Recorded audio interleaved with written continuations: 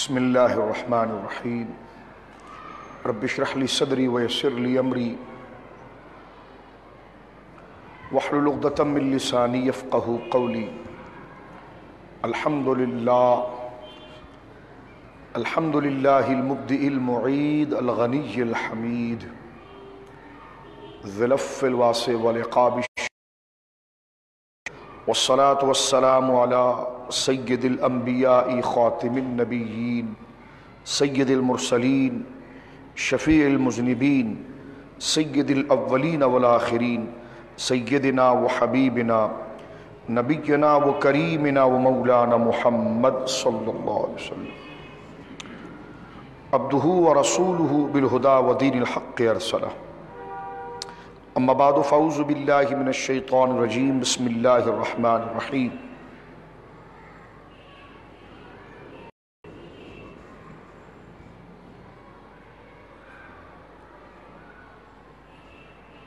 ان اکرمکم عند اللہ اتقاکم آمنت باللہ صدق اللہ العظیم ببرکۃ ان اللہ ملائکۃ یصلون علی النبی یا ایھا الذین آمنوا صلوا علیہ وسلموا تسلیما۔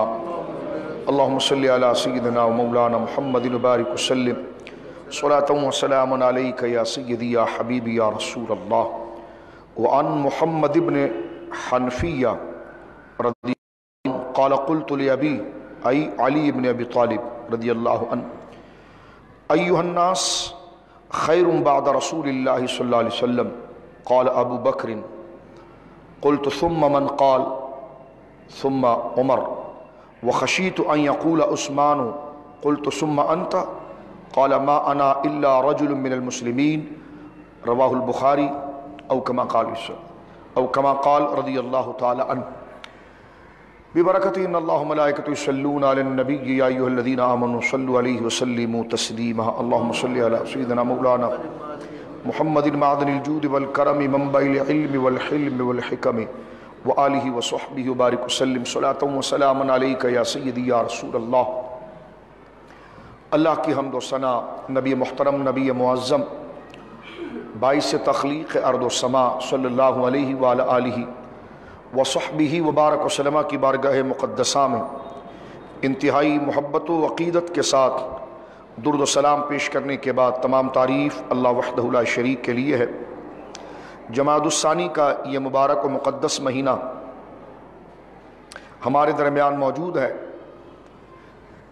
جس مہینے کو نسبت ہے حضور خلیفہ متصل بلا فصل اصدق الصادقین سید المتقین سیدنا ابو بکر صدیق رضی اللہ تعالی عنہ ورداہ عنہ کے ذات مبارکہ کے ساتھ۔ قرآن مجید فرقان حمید نے کی ایک نہیں متعدد آیات اہل ایمان کے احوال، ان کے عقیدے، ان کے اعمال اور ان کی نیات اور قلب کی درستگی کے لیے اس بات کا پابند کرتے ہیں کہ وہ اللہ اور اس کے رسول مکرم صلی اللہ علیہ وسلم کی شان و عظمت کو اگر وہ جاننا چاہتے ہیں، سمجھنا چاہتے ہیں، دین کے بنیادی پیغام کو اگر وہ عملی شکل میں دیکھنا چاہتے ہیں کہ اس کی ایک عملی شکل کیا ہے، تو وہ نبی کریم علیہ الصلوۃ والسلام کے اصحاب اور حضور علیہ الصلوۃ والسلام کے جو مقرب لوگ ہیں ان کے عمل کی طرف وہ آئیں، تاکہ انہیں پتہ چلے کہ حضور کے کہنے کا مقصد کیا تھا اور حضور کے فرمائے ہوئے احکام کی عملی شکل کیا ہو سکتی ہے۔ اس لیے امت مصطفیٰ کریم صلی اللہ علیہ وسلم نے اجماعی طور پر ہمیشہ صحابہ کرام رضوان اللہ اجمعین کو دین کو سمجھنے کا اولین واسطہ قرار دیا، اس لیے کہ صحابہ کرام رضوان اللہ علیہم اجمعین کی جماعت اور آپ کے نفوس اور صحابہ کرام رضوان اللہ اجمعین وہ ہستی ہیں کہ جن کے ذریعے جو اسلام کے سب سے پہلے گواہ، اسلام کے سب سے پہلے راوی اور دین میں اللہ رب العالمین کو جیسے پسندیدہ اور برگزیدہ، جو سراسر اللہ رب العالمین جل وعلا سے محبت کرنے والے اور دل کو اللہ رب العالمین کی طرف لگا کر اپنی نیتوں کو درست کر کے اچھے اعمال کرنے والے، ان میں صحابہ کرام رضوان اللہ اجمعین کی ذات مبارکہ سب سے افضل اور اولیٰ ہے۔ آج کا موضوع بھی ہمارا آج جو ہم مختصراً ذکر کرنا چاہتے ہیں، یوں تو حضرت ابوبکر صدیق رضی اللہ تعالیٰ عنہ کی ذات مبارکہ ایک بہت بڑا درجہ رکھتی ہے، اور آپ کے ذات مبارکہ اور زندگی کے شعبوں کے بے شمار احوال پر گویا کہ درس حاصل کیا جا سکتا ہے۔ جب درس دیا جائے تو کسی وظیفے کو پڑھنا جائز نہیں ہے، نہ کوئی تسبیح پڑھنا جائز ہے۔ جب قرآن سے بڑا وظائف اس وقت پڑھے جاتے ہیں کہ جس وقت درس نہ ہو رہا ہو، لہٰذا دوران درس تسبیح پڑھنا یہ بھی ناجائز ہے، جائز نہیں، بالکل پڑھنے کی اجازت نہیں اس پر، نہ کوئی وظیفہ پڑھا جائے گا اور نہ اس ماحول میں کوئی تلاوت قرآن کی جائے گی۔ لہٰذا مکان چینج کر دیجیے، اگر کوئی آپ اوراد و وظائف کو ضروری سمجھتے ہیں تو اس مجلس کو چینج کر کے دوسری مجلس مسجد کے اندر رکھیے، لیکن جو درس کا حلقہ ہے شرعاً دین ہمیں اس بات کا پابند کرتا ہے کہ جہاں قرآن و سنت اور تعلیم کا درس ہو تو اس کے درمیان تسبیحات، تلاوت یا کوئی وظیفہ پڑھنا یہ شریعت مطہرہ نے درست نہیں رکھا۔ میں عرض کر رہا تھا کہ حضرت ابوبکر صدیق رضی اللہ تعالیٰ عنہ کی ذات جو اپنے اندر بے شمار کمالات رکھتی ہیں، جس کو تدریجاً ہم کوشش کریں گے اللہ مہلت سمجھیں اور آپ کی ذات مبارکہ کو بنیاد بنا کر اور آپ کے اخلاق کو بنیاد بنا کر ہم اپنے احوال کی درستگی کریں۔ گزشتہ دنوں میں درس نظام مصطفیٰ صلی اللہ علیہ وسلم صحابہ کرام رضوان اللہ علیہ اجمعین کے مقام و مرتبے اور عظمت و شان کو ذکر کیا۔ انشاءاللہ العزیز 16 تاریخ کو ہماری اسی مسجد شریف کے اندر بعد نماز عشاء حضرت ابوبکر رضی اللہ تعالیٰ عنہ کے ایک ہی مقام یعنی مقام ولایت، آپ اللہ رب العالمین جل وعلا کے ولی، بلکہ مجھے کہنے دیجئے حق یہ ہے کہ جماعت صحابہ میں سب سے بڑے ولی، سب سے اولین ولی، اسی بات کو تمام صوفیاء نے نقل کیا، تمام بزرگوں نے لیا۔ ذہن میں یہ بات لانا کہ حضرت ابوبکر صدیق رضی اللہ تعالیٰ عنہ سیاست میں اور اقتدار کو سنبھالنے کے اندر ایک بہت بڑا رتبہ رکھتے تھے، اور رہا ولایت اور روحانیت کے اندر کوئی اور ذات مبارکہ آپ سے بڑا درجہ رکھتی ہے، یہ انتہائی قرآن سے خیانت ہے اور دین سے خیانت ہے۔ جہاں اللہ رب العالمین نے حضرت ابوبکر صدیق رضی اللہ تعالیٰ عنہ کو خلافت و سیادت کی ایک ذہانت عطا فرمائی تھی، وہیں پر امت کا یہ تسلسل ہے کہ ولایت میں، روحانیت میں جس کو ولی کہا جاتا ہے، اس میں تمام جماعت صحابہ یہاں تک کہ بشمول مولا مرتضیٰ سمیت ان سے بھی بڑے ولی کامل حضرت ابوبکر صدیق رضی اللہ عنہ۔ اس کے انکار کرنے والوں کو کبھی سنی نہیں کہا گیا۔ اب تصوف کی ساری کتابیں آپ اٹھا کر دیکھیں، انشاءاللہ العزیز ہم 16 تاریخ کو جب اس پر گفتگو کریں گے تو لوگوں کے ذہنوں میں یہ بات ڈال دی جاتی ہے یا ایک خلیفے کی حیثیت سے، تو میں یہ بات عرض کر کے آگے بڑھنا چاہتا ہوں کہ آپ کی خلافت اولین ہوئی اس لیے تھی کہ آپ جماعت صحابہ میں سب سے پہلے اور سب سے بڑے ولی تھے۔ اس منصب پر کوئی اور یعنی ہمارے عرف میں جسے ولی کہا جاتا ہے تو ان اولیاء کی جماعت کے سرخیل حضرت ابوبکر صدیق، اسی کو حضرت امام احمد رضا نے بھی اور دیگر بزرگوں نے اوپر تک انشاءاللہ ہم حوالے پڑھیں گے، داتا صاحب حضرت غوث اعظم تمام بزرگوں نے لکھا کہ امت کے سب سے پہلے غوث اعظم اور امت کے سب سے پہلے قطب اعظم حضرت ابوبکر صدیق رضی اللہ عنہ۔ پھر ان کو ولی کہہ کر کیوں نہیں خطاب کیا جاتا، اس کی ایک وجہ ہے، وہ انشاءاللہ العزیز ہم آگے اپنے درس کے دوران ذکر کریں گے۔ لیکن آج کا ہمارا موضوع ہے حضرت ابوبکر صدیق رضی اللہ تعالیٰ عنہ کا زہد اور آپ کا تقوی۔ یعنی زہد سے مراد اور مقصد یہ ہے کہ دل خالصتاً اللہ کے لیے رہے، دل خالصتاً اللہ کے لیے رہے، اور دل کے اندر دنیا کسی صورت میں نہ آئے، دنیا کی خواہشات کسی صورت میں نہ آئے۔ زہد کا معنی یہ ہے کہ دل اس حقیقت کو قبول کر لے کہ اللہ باقی ہے، باقی سب فانی ہے۔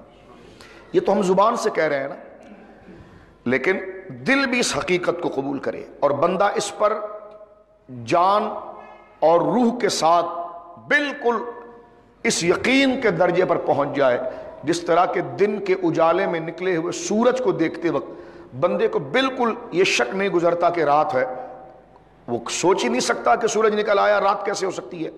تو جس طرح سورج نکل کر جب چمکے تو بندے کے ذہن میں یہ خیال بھی نہیں آتا کہ رات کا سما ہے، بلکہ یقینی صورت ہوتی ہے کہ جناب یہ دن کا سما ہے، سورج نکلا ہوا ہے۔ اس درجے پر جا کر جب دل اس حقیقت کو قبول کر لیتا ہے، انسان کا شعور اس منزلت کو پا لیتا ہے کہ صرف اللہ کی ذات باقی ہے اور باقی ہر شے فانی ہے، میں عارضی ہوں، یہ کائنات عارضی ہے، یہ سب ناپائیدار ہے، یہ ختم ہو جائے گی، اللہ کی حضور سب نے حاضر ہونا ہے اور اللہ کی ذات باقی ہے، اس حقیقت کو تصوف کی دنیا کے اندر زہد کہا جاتا ہے۔ زہد ولایت کا ایک بہت بڑا درجہ ہے، جو جتنا بڑا زاہد ہوگا، زاہد بمراد جو دنیا کی بے وقتی، دنیا کا فنا ہونا، دنیا کا حقیر ہونا، دنیا کا بیکار ہونا اور رب کا عزت والا ہونا، رب کا باقی ہونا، جو بندہ اس چیز کو فکر میں لگا رہتا ہے تو اس کے دل میں پھر کسی کے لیے حسد نہیں آتا، کسی کے لیے بغض نہیں آتا، لالچ نہیں آتی، ہرس نہیں آتی، اس لیے کہ جہاں اس نے ہمیشہ رہنا ہوتا ہے اور جس ہمیشگی کی ذات پر اس نے یقین کرنا ہوتا ہے اور خود کی ذات کو فنا ہونے والا اور خود کی ذات کو ختم ہونے والا یقین کرتا ہے، تو وہ نہ پھر کسی سے ذاتی طور پر الجھتا ہے، نہ کسی کے لیے ایگو اور تکبر رکھتا ہے، نہ کسی کے لیے حسد رکھتا ہے۔ ایسے فکر کے طالب علم کو زاہد کہا جاتا ہے، اور حضرت سیدنا ابو بکر صدیق اس امت کے سب سے بڑے زاہد تھے۔ قرآن کی ایک نہیں متعدد آیات اور احادیث اس پر بھری پڑی ہوئی ہے کہ حضرت ابو بکر صدیق رضی اللہ تعالیٰ عنہ کے زہد کا مقام اور مرتبہ کیا تھا۔ یقیناً اللہ کی راہ میں سب کچھ دینا یہ آپ کا زہد ہی تھا، یعنی سب کچھ دینے سے مراد کیا ہے کہ جب سب شے فانی ہے اور میں نے ہمیشہ رہنا نہیں ہے، جس رب جو باقی رب ہے اس سے مجھے متصل ہو جانا ہے، جڑ جانا ہے، اس کی بارگاہ میں پہنچ جانا ہے، اس کے عرفان حاصل کرنا ہے، تو یہ سب شے فانی ہے اور یہ آزمائش کی چیزیں ہیں جو رب کی بارگاہ کے اندر حائل ہو رہی ہے۔ تو ہر چیز کو، اولاد کو، جان کو، مال کو، ہر چیز کو اللہ کی راہ میں آپ نے قربان کیا۔ اس لیے اللہ رب العالمین نے صحابہ کرام کی منزلت، افضلیت، بزرگی کی دلیل یہ بنائی تھی کہ وہ لوگ امت میں سب سے افضل ہے کہ جنہوں نے اللہ کی راہ میں خرچ کیا اور اللہ کے دشمنوں کے مقابلے میں جان لڑا دی، یہاں تک کہ جان کی بھی انہوں نے پرواہ نہ کی اور مال کی بھی پرواہ نہ کی، اور فتح مکہ سے پہلے انہوں نے مال بھی بھرپور دیا، جان بھی دی۔ اللہ فرماتا یہ اعظم درجۃ من الذین انفقوا من بعد وقاتلوا، یہ امت میں سب سے اعظم ہے، سب سے افضل ہے، قرآن کہتا ہے ان لوگوں سے کہ جن لوگوں نے فتح مکہ کے بعد مال دیا، کیونکہ مال اور جان یہ ایسی چیز ہے کہ جو ہمارے دلوں میں کبھی اس حقیقت کو آنے ہی نہیں دیتی کہ ہم نے کبھی مرنا ہے۔ مال کی ہوس ہمیشہ بندے کے اندر پختگی کا ایک فریبی خیال کھڑا کرتی ہے۔ اپنی جان کی عزت اور اپنی جان کی حفاظت یہ ہمیشہ بندے کے اندر ایک پائیداری کا تصور پیدا کرتی ہے، اور یہ پائیداری کا تصور اور یہی پائیداری کا تصور بندے کو حرص کی طرف لے جاتا ہے، اپنے آپ کو پروٹیکٹ کرنے کے لیے بس کدھر سے بھی ملے وہ خود غرضی کی طرف جاتا، بس میں بچ جاؤں، میں بن جاؤں، کیونکہ میری جان عزیز ہے، میں نے تو ہمیشہ رہنا ہے، میرا مال عزیز ہے۔ تو یہ مال اور بندے کی جان بندے کے اندر اللہ کو بھلا کر دنیا کی ہمیشگی کا تصور کرتی ہے اور اس کو حقیقت تک لے جاتی ہے، اور اسی سے پھر ساری نیکیاں ختم، ریاکاری آ جاتی ہے، لالچ آ جاتی ہے، حسد آ جاتا ہے۔ اس لیے کہ جب خیال بن گیا کہ میں نے ہمیشہ دنیا کے اندر رہنا ہے، لیکن جب بندہ مال اللہ کی راہ میں دیتا ہے، اس لیے علماء نے لکھا کہ دیکھیں زکوٰۃ یا اللہ کی راہ میں مال دینے کے دو اجر ہیں، ایک تو یہ ہے کہ اللہ کے حکم کی تعمیل ہے اس لیے وہ شکرانے کے طور پر دے رہا ہے، دوسرا صبر، جب بندہ مال بانٹتا ہے نا تو اس کو تکلیف محسوس ہوتی ہے، اس کو درد محسوس ہوتا ہے، اتنی محنت سے میں نے کمایا ہے اور میں نے اپنے بال بچوں کے لیے رکھا، میں کیوں دے دوں اس کو؟ تو فرمایا مال کو بانٹنا اور اللہ کی راہ میں زکوٰۃ یا صدقات دینا، اس میں دو اجر ہے، ایک تو شکرانہ ہے، دوسرا صبر ہے کہ بندہ اس تکلیف پر صبر کرتا اور اپنے آپ کو جھنجھوڑتا، نہیں یہ ساری چیزیں بیکار ہے، یہ مال کون سا باقی رہے گا، یہ اللہ کی راہ میں دوں گا، اللہ کا حکم ہے۔ تو یہ جو تکلیف ذہن کے اندر پیدا ہوتی ہے کہ یہ مال تو بانٹ رہا ہے، پھر کل تجھے کیا کام آئے گا، پرسوں تیرے ساتھ کیا ہوگا، تو جب تک زندہ رہے گا تو پھر تیرے ساتھ معاملات کیا ہوں گے۔ تو مال انفاق اللہ کی راہ میں خرچ کرنے سے نفس یہ خیال تکلیف کا ذہن کے اندر کھڑا کرتا ہے، اور جان کے لیے بھی اب تو نے مال دے دیا ہے، عزت دے دی ہے، دیگر چیزیں دے دی، اب جان کو تو بچا، تیری جان افضل ہے۔ لیکن مال اور جان ایسی چیز ہے کہ جب بندے کا دل اللہ کے حضور اپنے مال اور جان کو بھول جائے اور اللہ ہی کے حکم کے آگے مال کو بھی سلنڈر کر دے، بلکہ سلنڈر کہنا تو بڑے دور کی بات ہے، مال کو سرے سے بھول جائے، اللہ کے حکم کے سامنے اپنی جان اور آرام کو بھول جائے، یہ ہے وہ زہد، اور اصل میں یہی ہے تقویٰ، اور یہی صحابہ میں اس درجے میں تھا، اور ان میں سب سے بڑے درجے میں حضرت ابوبکر صدیق۔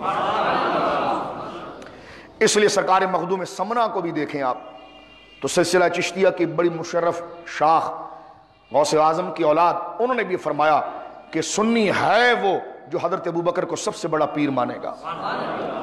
میں بڑا حیران ہوں آج جعلی پیروں پر، معذرت کے ساتھ یہ لفظ میں کہہ رہا ہوں، آپ اس کو سختی سے مت لیجئے گا، جو ڈبہ پیر قسم کے لوگ ہیں وہ شیعہ یا ان سے متاثر ہیں، لیکن بورڈ انہوں نے غوث پاک کا لگایا ہوتا ہے، داتا صاحب کا لگایا ہوتا ہے، اور عقیدہ رافضیوں کا بیان کر رہے ہوتے۔ تو میں ان سے کہتا ہوں، جب آپ بیعت غوث پاک کے نام کی کر رہے ہیں، خود کو جیلانی کہہ رہے ہیں، خود کو قادری، چشتی، نقشبندی، سہروردی کہہ رہے ہیں، ان کے نام سے متعارف ہو رہے ہیں، تو جو ان کا عقیدہ وہ کیوں نہیں اپناتے؟ دکان لگائی ان کے نام پر، سودا شیعوں کا بیچ رہے ہو۔ تو یہ ڈبہ پیروں نے جو اہل سنت کے اندر سب سے بڑا نقصان پیدا کیا وہ یہ تھا۔ اور میں یہ نہیں کہتا کہ ہم مشایخ کے خود ماننے والے، ان کے در کے ہم فقیر ہیں، لیکن ان کے لبادہ اوڑھ کر جنہوں نے گڑبڑ کی، اس لیے ہم نے اس موضوع کو رکھا۔ پیر کے لیے لباس، آستانہ، یہ بات کی بات ہے، پہلے صحابہ کرام کی اس ترتیب اور اس عقیدے کو درست رکھنا یہ اس کے لیے لازم ہے۔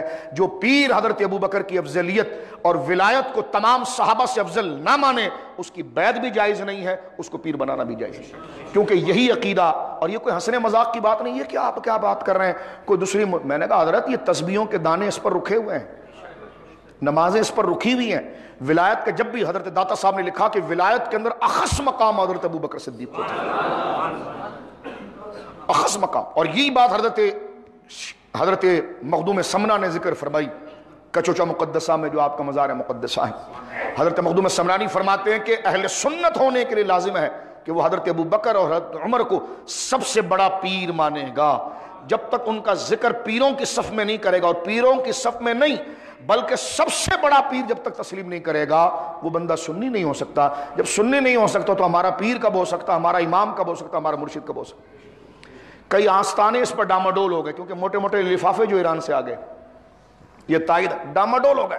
میں حیران ہوں، بڑی بڑی گدیاں نام لیتے ہوئے ہمیں حیا آتی کہ جو مشائخ قبروں کے اندر آرام فرما رہے ہیں، وہ تصفیہ مابین سنی و شیعہ تک لکھ گئے، اور بعد کے لوگ ہلنے لگ گئے۔ تو اس لیے ضروری ہے ان عقیدوں کو ذرا درستگی کے ساتھ رکھا جائے، عقیدے کو سمجھا جائے۔ تو حضرت ابوبکر صدیق کو پڑھنے کا یہ مہینہ ہے، حضرت ابوبکر صدیق کو سننے کا یہ مہینہ ہے۔ حضرت ابوبکر صدیق رضی اللہ تعالیٰ عنہ کی شان و عظمت، کیونکہ یہ ساری چیزیں میں آپ کے سامنے عرض کر رہا ہوں، بخاری شریف اہل سنت کا سب سے بڑا ماخذ ہے۔ حضرت مولا مرتضیٰ رضی اللہ تعالیٰ عنہ کے شہزادے حضرت محمد بن حنفیہ رضی اللہ تعالیٰ عنہ، وہ کہتے ہیں کہ میں نے اپنے والد حضرت مولا مرتضیٰ سے یہ پوچھا کہ ایھا الناس خیر بعد رسول اللہ صلی اللہ علیہ وسلم، یہ بتائیے کہ حضور کے بعد، حضور تو نبی ہیں لیکن حضور علیہ السلام کے بعد سب سے افضل کون تھا؟ یہ کسی اور سے نہیں، ہم علی کے اولاد ہیں، تو میں نے کہا علی کا عقیدہ مانو رضی اللہ، ہم اہل بیت کے چاہنے والے ہیں، تو میں نے کہا اہل بیت کا عقیدہ مانو۔ آپ کو کس نے کہا کہ عبداللہ بن سبا کا عقیدہ مانو؟ کیوں سبائیوں کے عقیدے کی طرف جاتے ہو؟ کیوں اہل سنت؟ اب یہ دیکھیں واضح حدیث ہے، اس کے بعد یہ فرق کرنا کہ یہ ظاہری خلافت ہے، یہ باطنی خلافت ہے، یہ سوائے دجالیت اور جھوٹ کے کچھ بھی نہیں۔ صحیح نصوص ہمارے سامنے بخاری شریف کی موجود ہے، اور یہ سمجھنے کے لیے ضروری ہے۔ حضرت مولا مرتضیٰ کے بیٹے محمد بن حنفیہ، جنگ جمل میں حضرت مولا مرتضیٰ نے جن کو جھنڈا دیا تھا، اور حضرت علی کا یہ قول شیعوں کا بہت بڑا، یہ میں نام بار بار ان کا اس لیے لے رہا ہوں کہ آج کل سوشل میڈیا پر باغ فدق کے مسئلے کو اچھال رہے ہیں۔ میں نے کہا آپ کی ہمت نہیں آپ اس مسئلے میں رک سکیں، اس لیے کہ یہ سارا جھوٹ اور بکواس ہے، اس چیز کو آپ چھوڑیں۔ امت کا اجماع یہ، علی نے پیچھے نماز کر کے بتا دیا کہ میرا امام کون تھا رضی اللہ عنہ اجمعین۔ تو یہ آپ گویا کہ ایسی اپنے لیے 1.5 فٹ کی دکان کو آپ نے کھا، آپ اس بات کو سنبھال ہی نہیں سکتے حضرت، کیونکہ یہ بات تو آپ بھی مانتے ہیں کہ نمازی حضرت مولا مرتضیٰ نے پڑھی ہے ابو بکر کے پیچھے، اور آپ کی کتابوں میں تو یہاں تک لکھا ہے کہ امام کو معصوم ہونا چاہیے۔ میں نے کہا امام کو معصوم ہونا چاہیے تو اب حضرت علی مرتضیٰ کو آپ معصوم تسلیم کرتے ہیں، تو وہ معصوم جس کے پیچھے نماز پڑھ رہا ہے تو وہ امام کتنا متقی اور پرہیزگار ہے؟ تو یہ ساری لچر بازیاں اور بکواس ہیں۔ ہمارا ملک اس بات کا متحمل نہیں، اور نہ ہمارے حالات اس۔ ایک عورت کہہ رہی جی میں تھانے کے اندر عدالت میں کیس کروں گی اور عدالت میں بتاؤں گی کہ باغ نہیں دیا گیا، یہ نہیں کیا۔ میں نے کہا وہ آپ لوگ ہو جو تمن پر بکتے ہو، سیدہ زہرا پاک کا دامن مبارک اس حوث سے پاک تھا۔ یہ ساری بنڈل بازیاں ہیں، انشاءاللہ ہم رات کو ذکر کریں گے زندہ رہے تو، یعنی تحقیق کے حوالے سے یہ کیا آپ غبار کھڑا کر رہے ہیں؟ ابھی تمہارے چیف آف آرمی اسٹاف کو پھڑکا دیا گیا، تم نے کچھ بھی نہیں کیا، تو تم پاکستان کو کیوں برباد کر رہے ہو؟ جاؤ جنگ ایران کے اندر لڑو، وہاں ساری باتیں کرو جو تمہارا بندہ مار دیا گیا۔ یہاں یہ فرقہ واریت کی ہوا تم یہاں پر کیوں کھڑی کر رہے ہو؟ کیوں یہاں پر جو ہے کہ فرقہ واریت کی آگ لگا رہے ہو؟ تو جمعہ کا یہ اجتماع اس بات کو دعوت کر دیتا ہے۔ سارے بھائیوں کو میں بڑے ادب سے ریکویسٹ کرتا ہوں کہ اس سازش کو مسترد کریں اپنے حلقوں میں۔ اس قسم کی صحابہ اور اہل بیت کے درمیان فرق اور ڈیوائیڈ والی بات کو اپنے حلقوں کے اندر مسترد سازش ہے، پاکستان کے خلاف سازش ہے، یہ اسلام کے خلاف سازش ہے۔ کوئی ایک نیا رنگ، ہاں اگر کسی کالے کو بڑا زور ہے تو بیٹھ جائے، کسی گورنمنٹ کے ادارے میں بیٹھ کر بات ہو سکتی ہے۔ اس کو آپ کیا سوشل میڈیا پر چلا رہے ہیں اور آپ بات کر رہے ہیں؟ جن کی خلافتوں کا صحرا حضرت علی المرتضیٰ رضی اللہ تعالیٰ نے خود اپنے سر پر رکھا، ان کی عزت کی، ان کی تکریم کی، ان کے شہزادوں نے تکریم کی، تم ان کے ماننے والے نہیں نہیں وہ تو مانتے تھے، لیکن بات یہ تھی جب میں نے کہا وہ مان گئے تو تو چپ ہو جا، تو یہ سوائے فساد کے یہ بغض ہے۔ تو لہٰذا اس لیے امت کو چاہیے کہ صحابہ کے مرتبے کو سمجھے، اس بات کو جانیں۔ میں قطعاً اس مزاج جمعے کا اجتماع اس بات کی اجازت دیتا ہے کیونکہ یہ ایک اجماعی بات کرنے کے، لیکن جو باتیں گردش کر رہی ہیں اس حوالے سے میں چاہتا تھا کہ اس بات کو آپ کے سامنے ڈکلیئر کروں۔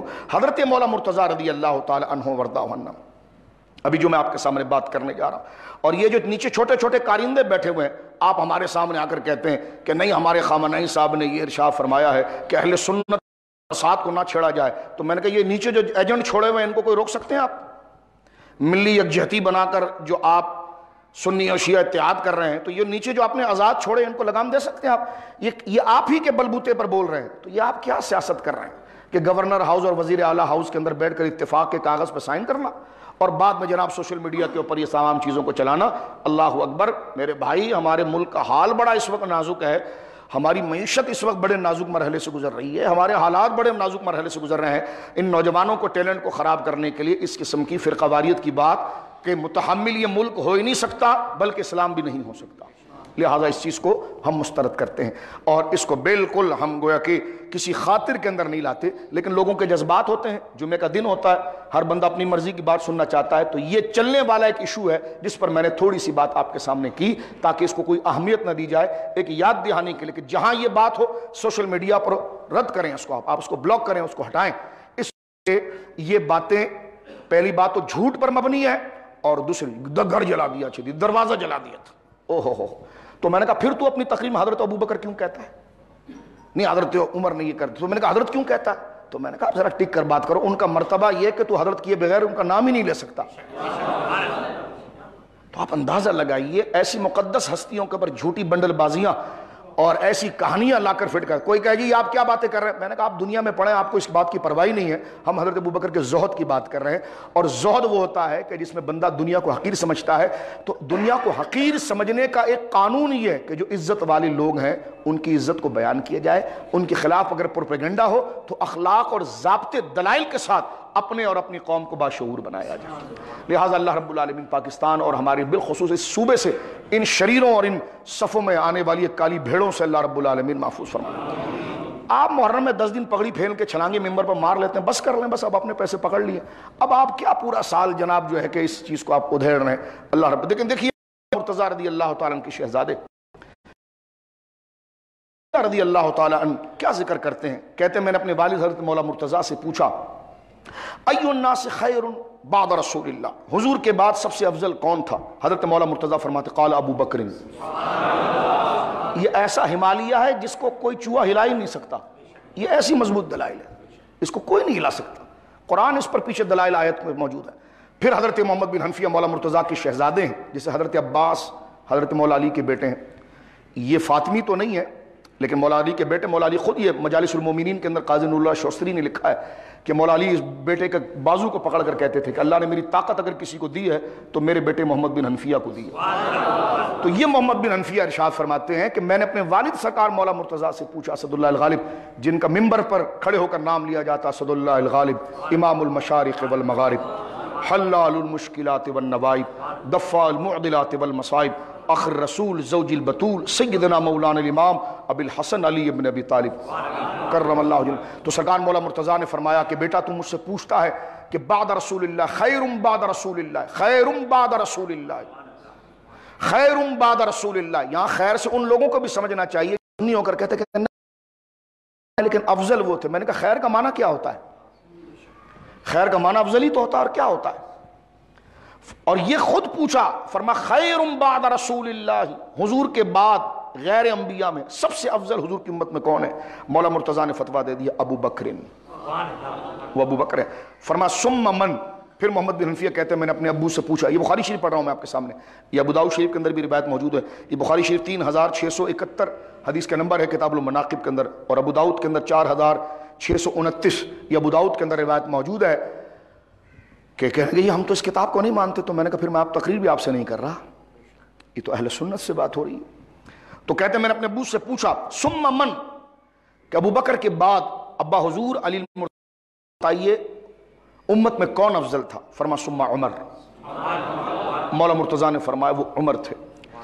وہ خشیت، وہ ایک فیضی ہے، وہ کہتا ابو بکر کو تو افضل مان، لیکن حضرت فیضی جب تک آپ علیف مسجد میں رہے تو سنی بن کر رہے، تو میں یہ پوچھ رہا ہوں کہ یہاں پر حضرت ابو بکر کے بعد افضلیت کا رتبہ مولا مرتضیٰ حضرت عمر ہی کے لیے کہہ رہے ہیں۔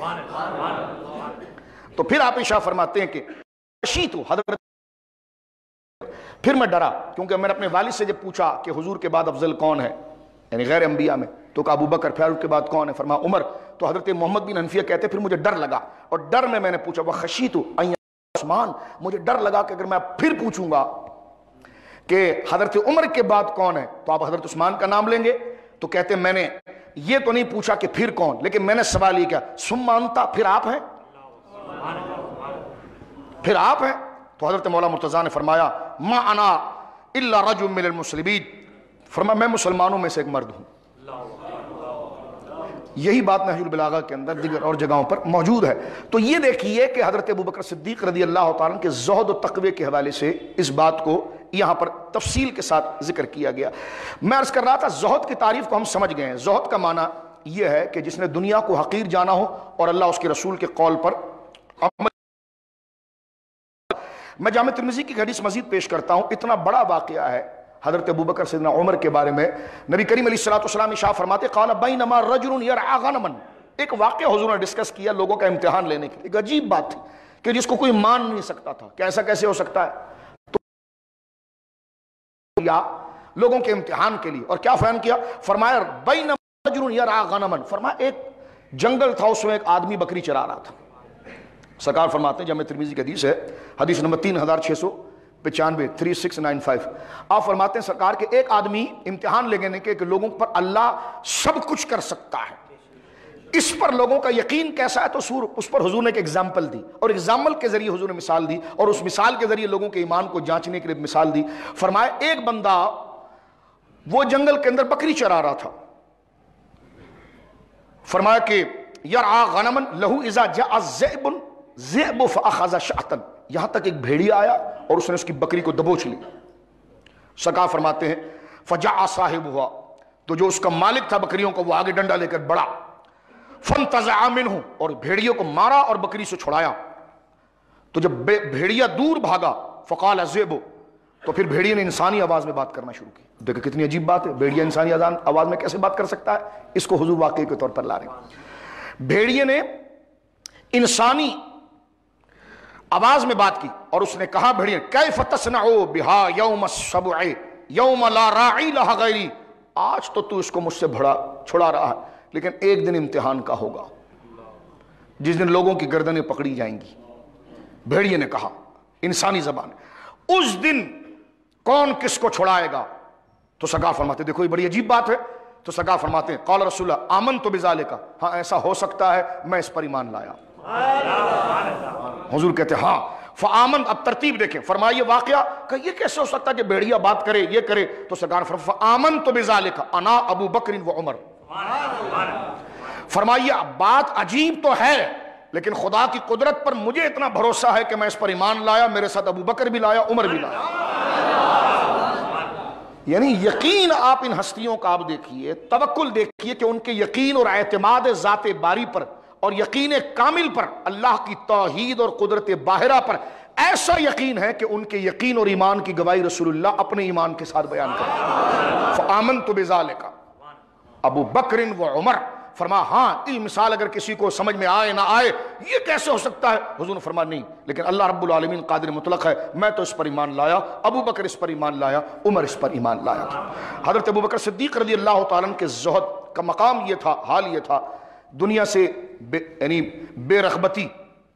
کتنے بڑے تاجر تھے لوگوں کو پتا ہے، کئی دفعہ اللہ کی راہ میں سارا مال دے دیا۔ یہ سارا مال وہی دے سکتا ہے جس کا زہد کامل ہو، اور ایسا بھی نہیں کہ کوئی آسرا نہیں تھا، جو کچھ تھا۔ یعنی آپ دیکھیے کہ صحابہ کرام کی صف کے اندر حضرت ابوبکر صدیق رضی اللہ تعالیٰ کا شمار امیر صحابہ میں ہوتا کہ کو سمجھتے ہیں اور اپنی کتابوں میں لکھتے ہیں کہ جناب حضرت ابوبکر صدیق رضی اللہ تعالیٰ بہت بڑے تاجر تھے۔ ایک تاجر کو مال کو محفوظ کرنے کی امیدیں کتنی ہوتی ہے ایک بندہ جانتا ہے۔ ایک چھوٹا سے کاروباری آدمی 2 روپے جمع کر کے تجوری کے اندر رکھتا ہے۔ آپ ذرا سوچیں، اس وقت میں اور یہاں پر کھڑے ہیں، آپ بیٹھے ہیں، ہمارا گھر، ہماری گاڑی، ہمارا بینک بیلنس، چھوٹی موٹی چیزیں جو بھی جیب میں، اس وقت سب کچھ دیکھ کر بالکل قلاش ہو جانا، یہ بندہ تصور کر سکتا ہے؟ یہ صحابہ کرام کی شانیں تھی، ان میں یہ عادت تھی کہ جب نام آیا سب دے دیا، اور ایسا ہوا جیسے زیرو، کچھ بھی نہیں ہے۔ گھر بھی گیا، کپڑے بھی گئے، جو پہنا وہ سامنے، جیب میں جو تھا وہ بھی گیا، سواری بھی گئی، سب بالکل زیرو۔ جو محنت کر کے اپنے آپ کو اتنا اوپر کیا تھا سب گیا۔ تو یہ حضرت ابوبکر صدیق کی زندگی میں بار بار ہوا کہ جب آواز دی گئی سب لا کر پیش کر دیا۔ حضور نے خود پوچھا ما ابقیت یا ابا بکر، ابو بکر گھر کے لیے کیا چھوڑا؟ فرمایا ابقیت اللہ و رسول، اللہ رسول کا نام چھوڑا آیا۔ یہ زہد تھا حضرت ابوبکر صدیق رضی اللہ تعالیٰ عنہ کا۔ اب آپ یہاں پر ایک روایت مبارکہ میں یہاں پر عرض کرنا چاہتا ہوں، ہماری ماں سیدہ عائشہ صدیقہ رضی اللہ تعالی عنہا سے۔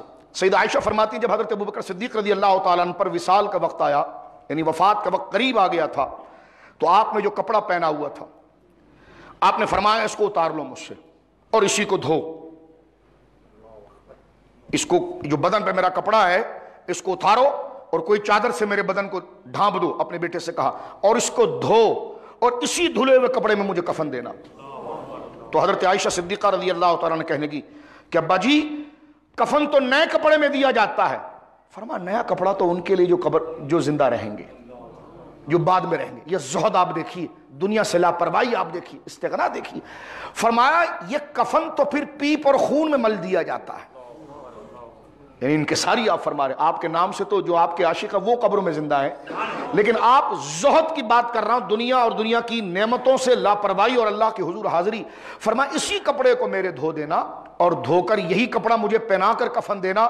ام المومنین کہتی کہ آپ کے لیے تو نیا کفن ہوگا۔ فرمایا نہیں، نئے کپڑے کسی کو صدقہ کر دینا، اس لیے کہ نیا کپڑا تو زندہ پہنے، یہ تو کپڑے وہ ہیں جو میت کے اوپر رکھے جاتے ہیں، یہ خون اور پیپ کے اندر مل دیے جاتے ہیں۔ یہ آپ کی ذہنیت، یہ زہد اور دنیا سے لاپرواہی تھی۔ وہ کسی کا باغ کھا کر کیا کریں گے؟ وہ کسی کے باغ پر قبضہ کیا کریں گے؟ اور باغ بھی وہ جو سیدہ زہرا پاک کا ہو، کتابیں اٹھا کر دیکھیے، حضرت زہرا پاک کے پاس 7 وادیاں اور تھیں۔ اس مسئلے کو ذکر کرنے کے بعد حضرت ابوبکر صدیق نے کہا کہ سیدہ پاک، یہ تو آپ کے ابا کی حدیث تھی کہ نبیوں کی وراثت تقسیم نہیں ہوتی۔ میں پوچھتا ہوں صرف بیٹی وراثت میں ہوتی ہے یا بیوی بھی ہوتی ہے؟ اگر سیدہ زہرا وراثت مانگنے کے لیے آئی تھی تو آپ کی بیٹی سیدہ عائشہ بھی تو وراثت مانگ رہی تھی۔ آپ نے اگر سیدہ زہرا کو نہیں دیا تو کہ اپنی بیٹی کو دیا؟ ان کو بھی وہ حدیث سنائی کہ رسول اللہ صلی اللہ علیہ وسلم نے فرمایا کہ ہم گروہ انبیاء مال نہیں چھوڑتے، اور بات بالکل ٹھیک ہے۔ غیر مسلم اعتراض کر سکتا ہے کہ نبی نے جناب تبلیغ کی، اپنے لیے مال جمع کر دیا اور نبی ہی اصل مرکز ہوتا ہے، تو فرمایا ہماری شخصیات حجت ہوتی ہیں۔ فرمایا ہم اپنے بعد جو ورثہ چھوڑتے ہیں وہ اپنی تعلیم کا چھوڑتے ہیں، اور جو ہمارا مال چھٹ گیا وہ ہماری ساری امت کے لیے ہوتا ہے۔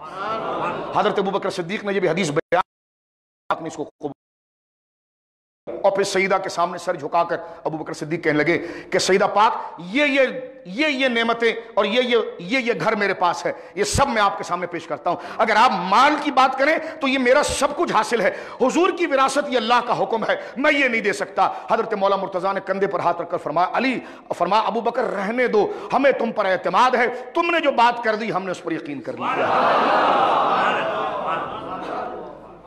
تو وہ مسئلہ خالصتاً شرعی تھا، اور اس کو آپ نے یہ سمجھ لیا کہ بھائی نے قبضہ کر کے بلڈنگ بنا دیا، وہ مانگنے آیا، لوگ دے نہیں رہے. میں نے کہا ایسا مسئلہ نہیں تھا، ایسا آج کل کی جو چائنا کٹنگ ہے، چائنا کٹنگ کا مسئلہ نہیں تھا. آپ نے فدق کا مسئلہ جو چائنا کٹنگ بنا کر لوگوں کو جو اشتعال دلا رہے ہیں، یہ مسئلہ چائنا کٹنگ کا نہیں تھا، یہ شریعت کا مسئلہ تھا. اور یہ کیسے اس کے سیدہ زہرا ناراض ہو گئی. میں نے کہا اپنے ابا کا حکم اور رسول کا حکم سن کر سیدہ، یہاں عام گناہگار سے عام گناہگار آدمی نبی کا حکم مان سن کر اگر اس کے خلاف بھی جا رہا ہو وہ ناراض نہیں ہوتا، تو سیدہ پاک تو امت کی رہبر اور رہنما ہے، وہ کیسے ناراض ہو سکتی ہیں جی؟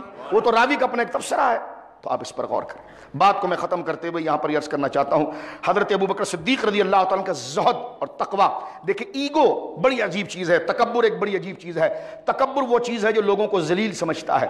تکبر ایک ایسی فکر ہے کہ بندہ خود کو عزت دار سمجھے علیاذ باللہ اور لوگوں کو ذلیل اور حقیر سمجھے. صحابہ نے پوچھا یا رسول اللہ ہم اچھے کپڑے نہیں پہنے؟ فرما پہنو. فرمایا حضور ہم اچھے مکانات نہ بنائے؟ فرما بناؤ. کہا حضور ہم اچھی سواریاں نہ لے؟ کہا لو. فرمایا حضور اس میں تکبر نہیں؟ حضور نے فرمایا نہیں، اللہ جمیل جمال کو پسند کرتا ہے. اگر رزق حلال سے تم نے کمایا ہے تو قیمتی لباس پہنو، اگر تمہارے پاس حلال مال ہے تو اس سے گاڑی خریدو، مکان بناؤ. اللہ تم پر نعمتوں کو دیکھنا چاہتا ہے. لیکن فرمایا ہاں کبر منع ہے.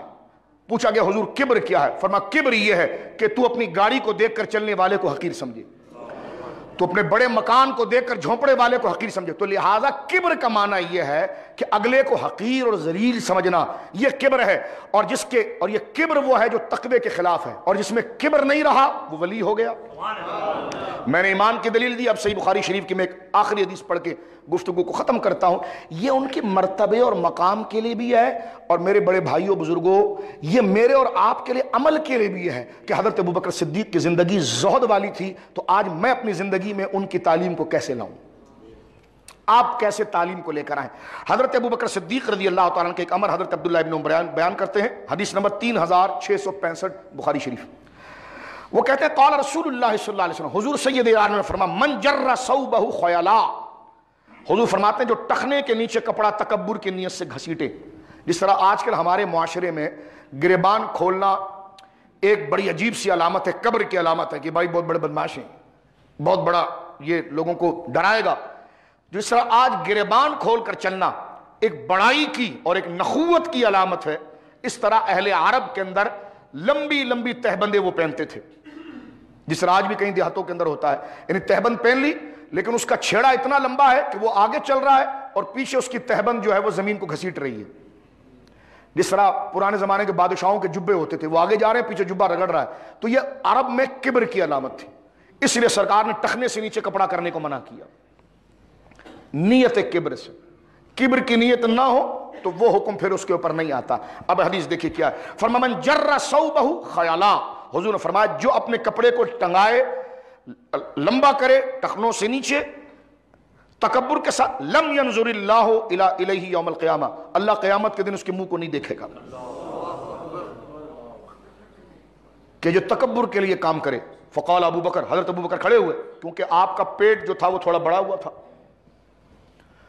تو آپ جب تہبند باندھتے تھے تو وہ کھسک کر نیچے آ جاتا تھا، اور جو کھسک کر نیچے آنے کی وجہ سے وہ ٹخنے سے نیچے ہو جاتا تھا. تو آپ فوراً کھڑے ہوئے. اتنی بڑی وعید جب سنی کہ اللہ رب العالمین اس کے چہرے کو نہیں دیکھے گا، فرمایا ان احد شق ثوب یسترخی، یا رسول اللہ کا ایک پہلو ڈھل کر لٹک کر ڈھیل ٹخنے سے نیچے چلا جاتا ہے، الا ان تعاہد ذلک منہ، میں اسے گانٹ صحیح لگاتا ہوں، یا رسول اللہ میں اس کی گانٹ صحیح لگاتا ہوں، لیکن وہ کھسک کر پسل کر ایک طرف سے نیچے ہو جاتا ہے. تو سرکار نے یہ نہیں فرمایا سعید کر کے باندھا کرو، میں نے جب حکم دے دیا تو تم یہ کیا عذر بیان کر رہے ہو؟ جب میں نے کہہ دیا کہ ٹخنے سے نیچے کپڑا نہیں ہونا چاہیے تو اب کوئی عذر بہانا نہیں چلے گا، اس کو اور کوئی رسی باندھو، نیچے نہیں آنا چاہیے. لیکن جب حضرت ابوبکر نے اپنا عذر بیان کیا، یا رسول اللہ اب یہ نہیں بتایا کہ میری نیت کیا ہے، نیت بھی نہیں بتائی. حضور نے فرمایا جو ٹخنے سے نیچے تکبر کی نیت تو وہ جہنم میں جل رہا ہے اور اللہ اس کو دیکھے گا نہیں. تو ابوبکر نے یہ نہیں کہا حضور مجھے تکبر نہیں ہے لیکن میرا بدن کیونکہ ایسا ہے تو وہ کھسک کر نیچے آ جاتا ہے. لفظ پر غور کریں، یہ نہیں کہا آپ نے اپنی زبان سے کہ مجھے تکبر نہیں، اپنی نیت کو خود وہ واضح کرتے ہیں نا. آپ کا مسئلہ تھا تو آپ واضح کرتے کہ یا رسول اللہ وہ میرے بدن کا مسئلہ ہے، مجھے تکبر نہیں. انہوں نے نیت اپنی ظاہر نہیں کی، صرف عمل بتایا کہ یا رسول اللہ وہ گھسک کرنے چاہتا ہے۔ ان کی نیت کیا تھی؟ حضور فرماتے ہیں انک لست تصنع ذلک الخیلا، حضور نے مسکرا کر نہیں تو تکبر سے کب کرتا ہے، تو تکبر سے کب کرتا ہے۔ اب عمل ان کا ہے، نیت رسول اللہ بیان کرتا ہے۔ تو آپ اندازہ لگائیے کہ حضرت ابوبکر صدیق رضی اللہ تعالیٰ کے تقوی کا، اخلاق کا، اس لیے قرآن کریم فرقان حمید نے ذکر کیا وَسَيُجَنَّبُ الْأَتْقَى، کہ ہم ایک بندہ ہے جس کو جہنم سے کوسوں دور رکھیں گے۔ کون؟ فرمایا الَّذِي يُؤْتِي مَالَهُ يَتَزَكَّى، جو اللہ کی راہ میں اپنا مال دیتا ہے پاکیزگی کے لیے۔ وَمَا لِأَحَدٍ عِندَهُ مِن نِعْمَةٍ تُجْزَىٰ، یہ دیتا صرف اللہ کے لیے ہے، کسی بندے کی خوشنودی کے لیے نہیں دیکھتا۔ وَلَسَوْفَ يَرْضَىٰ، اور اللہ اس سے راضی ہو جائے گا۔ یہ آیت جب اتری جب آپ نے بلال کو آزاد کیا تھا۔ اب یہاں پر ابوبکر صدیق نے بلال کو آزاد کیا، اپنی نیت نہیں بتائی، لیکن یہاں پر بھی ان کی نیت کو اللہ نے بیان کیا۔ فرمایا وَمَا لِأَحَدٍ عِندَهُ مِن نِعْمَةٍ تُجْزَىٰ، میرے ابوبکر کسی اور کی رضا نہیں، میری رضا چاہ رہا تھا۔ یہاں پر بھی عمل جو ہے وہ ابوبکر کا تھا اور ان کی نیت کو رسول اللہ بیان کر رہے ہیں۔ فرمایا اِنَّكَ لَسْتَ تَصْنَعُ ذَلِكَ الْخُيَلَاء، ابوبکر تو کیا گھبرا رہا ہے، تیرے میں تکبر کب ہے؟ تو جس کے تقوی کی گواہی اللہ دے دے، رسول اللہ دے دے، تو پھر منبر پر کھڑے ہو کر ساری خدائی کے سامنے امام کیوں نہ آواز بلند کر کے کہے افضل البشر بعد الانبیاء ابو بکر صدیق، کہ نبیوں کے بعد کتنے نبی آئے گی؟ 1,24,000۔ کتنے آئے؟ یہ نہیں فرمایا اس امت میں افضل، یہ نہیں کہا کہ افضل البشر حاضح الامہ، یہ نہیں فرمایا افضل البشر بعد الانبیاء۔ نبی جتنے آئے ان کی جتنی امتیں تھیں، 1,00,000 نبی آئے تو ان کی 1,24,000 جو تھی، ان ساری امتوں میں سب سے افضل ابو بکر صدیق۔ یہ سچی بات ہے، اللہ ہمیں اس پر سبق حاصل کرنے کی توفیق عطا فرمائے۔ ہر صحابی رسول، حضرت اہل بیت پاک سے محبت و عقیدت کرنے کی توفیق عطا فرمائے۔ حضرت مولا مرتضیٰ کا مقام و منزلت وہ ہے کہ میرے دوستو جہاں ہمالیہ بھی جھک کر ان کو سلام پیش کرتا ہے، لیکن میں یہ پوچھنا چاہتا ہوں یقیناً جس نے علی کو جان لیا نا وہ ابو بکر کا دیوانہ ہو ہی جاتا ہے۔ ہم سیدنا صدیق اکبر کے لیے اپنی زبانوں پر شہد اس لیے کو جانتے ہیں، ان کے مرتبے اور ان کے مقام پر احادیث کو جانتے ہیں، پھر ہم حیران ہوتے ہیں کہ جو علی کا امام ہو وہ کیسا ہوگا، جس کے ہاتھ پر علی بیعت کر لے وہ کیسا ہوگا، جس کی صف میں مقتدی پیر علی ہو تو اس کے امام کی شان کیا ہوگی۔ یہ وہ چیز ہے جو امت کو ابو بکر کی دہلیز تک لے جاتی ہے اور مقام تک لے جاتی ہے، اور آج بھی حضور کے سینے کے ساتھ سر لگائے ہوئے مزار مقدسہ میں ابو بکر صدیق آرام فرما رہے ہیں۔ کیا خوب کہا تھا امام احمد رضا نے کہ محبوب رب عرش ہیں اس سبز قبہ میں، پہلو میں جلوہ گاہ عتیق و عمر کی ہے۔ میری گفتگو نہ کوئی سیاسی تھی نہ کوئی فرقہ واریت کی تھی، میری گفتگو وہ تھی جو اسلامی نقطہ نظر کے ساتھ ان ہستیوں کے لیے ہمیں نظریہ رکھنا چاہیے، اور امت کا اجماعی نظریہ کیا ہے، وَيَتَّبِعْ غَيْرَ سَبِيلِ الْمُؤْمِنِينَ نُوَلِّهِ مَا تَوَلَّىٰ۔ اللہ فرماتا ہے جو امت کے تسلسل، امت کی بات سے ہٹ کر اپنی پگ ڈنڈی نکالے تو اللہ فرماتا ہے پھر ہم اس کو دھکا دیتے ہیں اور وہ جہنم کی طرف جاتا ہے معاذ اللہ، وہ سات مسیرہ، اور وہ گمراہ ہوتا ہے۔ تو ہم کیا کریں؟ تو اللہ کے رسول نے فرمایا اتبعوا سواد الاعظم، ہمیشہ امت کے ساتھ رہو، ہمیشہ امت کے ساتھ رہو۔ تو امت تو علی المرتضیٰ کا نام ہے، علی جس کے ساتھ تھے، حبیبیہ مسجد والے بھی ان کے ساتھ ہیں، ساری مسجدوں والے ان کے ساتھ ہیں، سارے مدرسے والے ان کے ساتھ ہیں۔ اللہ اس سچ کو قبول کرنے کی توفیق دے، اس لیے کہ اس سچ کی وجہ سے میری داڑھی مقبول ہوگی، اسی سچ کی وجہ سے ہماری نمازیں مقبول ہوں گی۔ اس سچ کے بغیر نہ نماز مقبول ہے، اس سچ کے بغیر نہ کلمہ مقبول ہے، اس سچ کے بغیر نہ میرے دوستو ہماری کوئی عبادت مقبول ہے، کیونکہ اللہ ان عبادتوں کو سند دیتا ہے اس ہستی کے ساتھ۔ اللہ میرے پاکستان کو فرقہ واریت سے محفوظ رکھے، اللہ عالم اسلام کو، جو اس عالمی دنیا کے اندر جو 2 بلاک بن رہے ہیں، اللہ رب العالمین امت میں اتحاد عطا فرمائے۔ ہم برداشت کے قائل ہیں، اس ملک میں ہر بندہ رہ سکتا ہے، ہم کوئی داداگیری نہیں کرتے، یہ ملک سب کا ہے، اس ملک میں ہر بندہ رہ سکتا ہے، اپنے دائرے کے اندر رہے، ایک دوسرے کو برداشت کرے، ان چیزوں کو نہ چھیڑے جو جذبات کے ساتھ ایک چھت کے مانند ہے۔ آپ کا گھر وہ، میرا گھر یہ، لیکن چھت ہی کو اگر توڑ دیں گے تو پھر دونوں بے سائے ہو جائیں گے۔ تو لہذا ایسی بولی ان ہستیوں کی لیے نہ بولی جائے، اور ایسی باتیں نونہال کچے ذہنوں کے سامنے ممبروں پر بیان نہ کی جائے کہ جن ہستیوں کی عزت سے اسلام کی لاج ہے، قرآن کی لاج ہے، نمازوں کی لاج ہے۔ اللہ رب العالمین ہمیں صحابہ، اہل بیت اور ہر ہستی کا ادب کرنے کی توفیق عطا فرمائے۔ وآخر دعوانا الحمدللہ۔ رب اشرح لي صدري ويسر لي أمري واحلل عقدة من لساني يفقهوا قولي. الحمد لله المبدئ المعيد الغني الحميد ذي العفو الواسع والعقاب الشديد، والصلاة والسلام على سید الانبیاء خاتم النبیین سید المرسلین شفیع المذنبین سید الاولین والآخرین سیدنا وحبیبنا ومولانا محمد صلی اللہ علیہ وسلم عبدہ ورسولہ بالہدى ودین الحق ارسلہ. اما بعد فاعوذ باللہ من الشیطان الرجیم. بسم اللہ الرحمن الرحیم. المال والبنون زینة الحیاة الدنیا والباقیات الصالحات خیر عند ربک ثوابا. آمنت باللہ صدق اللہ العظیم وصدق رسولہ النبی الکریم الامین. ببرکت ان اللہ ملائکۃ یصلون علی النبی یا ایھا الذین آمنوا صلوا علیہ وسلموا تسلیما. اللہم صل علی سیدنا وحبیبنا ومولانا محمد وبارک وسلم صلاۃ وسلاما علیک یا سیدی یا رسول اللہ. کلہم من رسول اللہ ملتمس غرفا من البحر ورشفا من الدیم منزہ عن شریک فی محاسنہ فجوہر الحسن فیہ غیر منقسم. ثم الرضا عن ابی بکر وعن عمر وعن علی وعن عثمان ذی الکرم. مولا صلی وسلم دائما سرمدا علی حبیبک خیر الخلق کلہم. اللہ کی حمد و ثنا نبی محترم، نبی معظم، باعث تخلیق ارض و سما صلی اللہ علیہ وآلہ آلہ وصحبہ وبارک وسلم کی بارگاہ مقدسہ میں انتہائی محبت و عقیدت کے ساتھ درود و سلام پیش کرنے کے بعد، تمام تعریف اللہ وحدہ لا شریک کے لیے ہے. ہم اپنی اخلاقی اور اپنی اعتقادی اور اپنی فکری پاکیزگی کے لیے اور اس کی درستگی کے لیے حضرت سیدنا ابو بکر صدیق رضی اللہ تعالی عنہ وردہ عنہ کے یوم پاک اور آپ کے یوم سے قبل اللہ تک پہنچنے کے راستے، اس عنوان سے اپنی فکری پاکیزگی کے لیے، اپنے عقیدے کی پاکیزگی کے لیے، اپنے ذہنوں کی اور دلوں کی پاکیزگی کے لیے قرآن و سنت اور اقوال صوفیاء کرام سے ہم اپنے لیے سامع اور ہدایت حاصل کر رہے تھے. اور اسی ضمن میں ہی حضرت اصدق الصادقین سید المتقین خلیفہ بلا فصل متصل افضل البشر بعد الانبیاء امام الاولیاء امام الاتقیاء امام الاصفیاء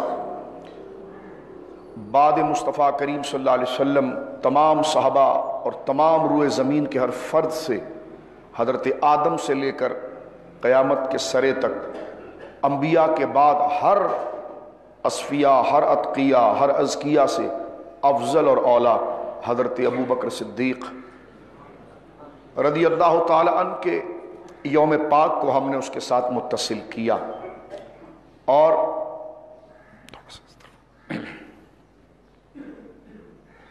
خصوصاً ذہنوں کی پاکیزگی کے لیے اللہ تک پہنچنے کا راستہ، اس کے لیے ذہنوں کی پاکیزگی اور دلوں کی پاکیزگی لازم ہے. ذہنوں کی پاکیزگی اور دلوں کی پاکیزگی سے مراد کیا ہے؟ دلوں کو پاک کرنا کس میل سے اور ذہنوں کو پاک کرنا کس میل سے؟ تو دل اور ذہنوں کا میل کیا ہے؟ دل اور ذہنوں کا میل وہ عادات ہیں اور وہ باتیں ہیں جس کو میں اور آپ اپنے ذہن اور دل کے اندر جمع کر لیتے ہیں، کہ جو اخلاقی اعتبار سے، آداب زندگی کے اعتبار سے انتہائی خطرے کی چیزیں ہوتی ہیں. مثلا حسد ہے، بغض ہے، ریا ہے، لالچ ہے، حرص ہے، خود غرضی ہے. یہ وہ غلط عادات ہیں جو ہمیں آداب زندگی سے ہٹاتی ہیں، اور اسی کو دل کی ناپاکی اور ذہنوں کی ناپاکی کہا گیا ہے.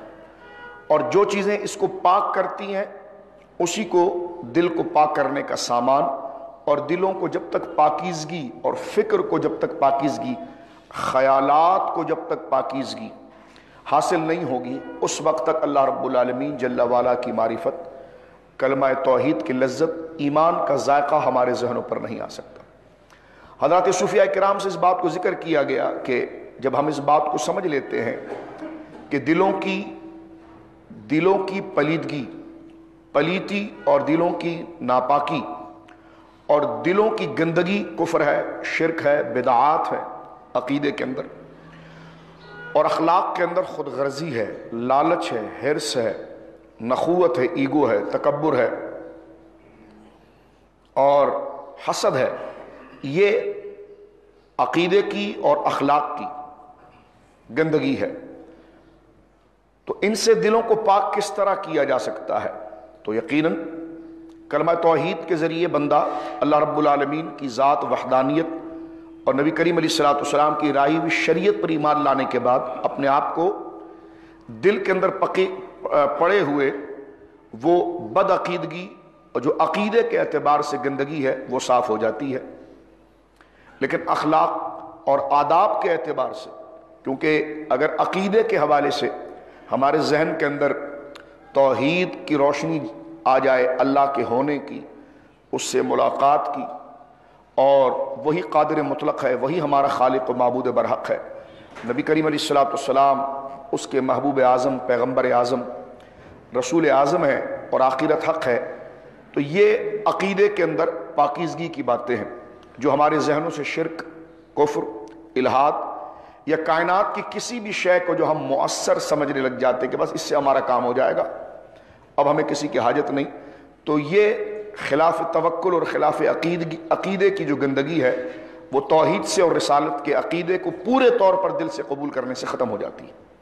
لیکن یہ بات تو بالکل درست ہے کہ اللہ پر ایمان اور رسول کریم صلی اللہ علیہ وسلم پر ایمان، یہ عقیدے کی پاکیزگی ہے جو دل کے اندر وہ تمام خیالات کو اور خیالوں کے اندر وہ تمام برائیوں کو ختم کر دیتی ہے کہ جو اللہ رب العالمین جل وعلا کی مخالفت پر آتی ہے، لیکن یہ خود سے نہیں جمتی۔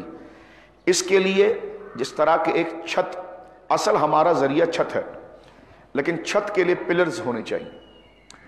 اگر پلرز نہیں ہوئے، ستون نہیں ہوئے، ہمارا مقصد پلر نہیں ہوتا، نہ ہمارا مقصد پلنتھ ہوتا ہے۔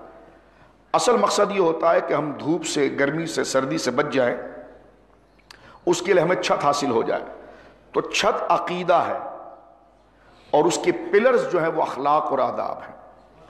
اگر اخلاق و آداب نہیں رہیں گے تو چھت قائم نہیں رہ سکتی، اور چھت کو مضبوط کرنے کے لیے پلرز کو مضبوط کرنا لازم ہے۔ تو اخلاق و عادات کے اندر برائی کیا چیز ہے؟ جس طرح میں نے ابھی اپنے اور آپ کی اصلاح کے لیے عرض کیا، حسد ہے، بغض ہے، ریاکاری ہے، خود غرضی ہے، حرص ہے، لالچ ہے، اور اس کو ختم کرنے والی چیزیں بے شمار ہیں، لیکن اس کا نقطہ عروج اور اس کا ایک جملے میں کہا جائے کہ وہ تمام گندگیاں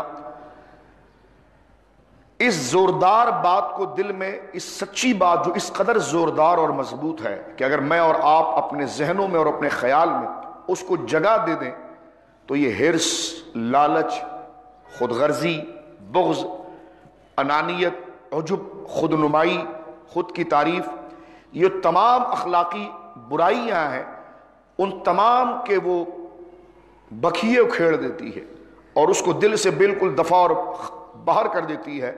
اور وہ اچھی چیزوں میں سے اچھی چیز جو سب سے زوردار ہے وہ ہے زہد،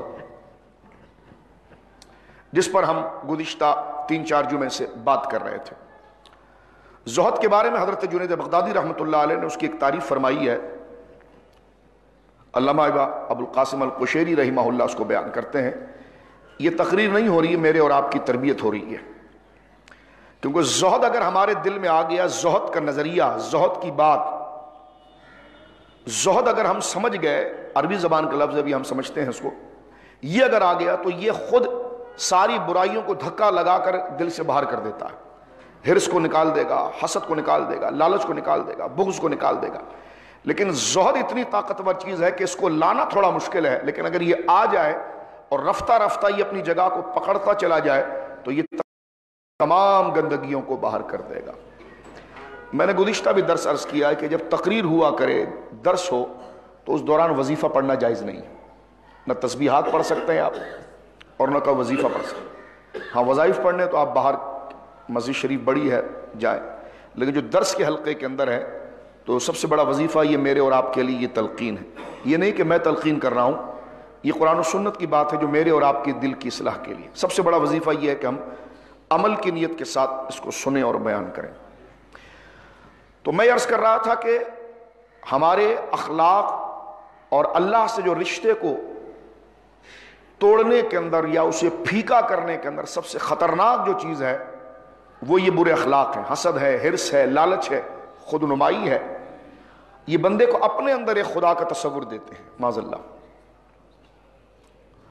اور وہ زبان سے اللہ کو تو اللہ کہتا ہے، لیکن یہ بری عادات جب اس کے اندر آتی ہے تو شیطان اس کو زبان سے تو خدائی کا دعویٰ نہیں کراتا، لیکن وہ فکری طور پر خود کو خدا سمجھتا ہے کہ میں جو کہوں وہ ہو جائے، میری لوگ تعریف کرے، میں سب سے بڑا ہوں، میں سب سے پارسا ہوں، یہ بھی مجھے مل جائے، یہ بھی میرا حق ہے۔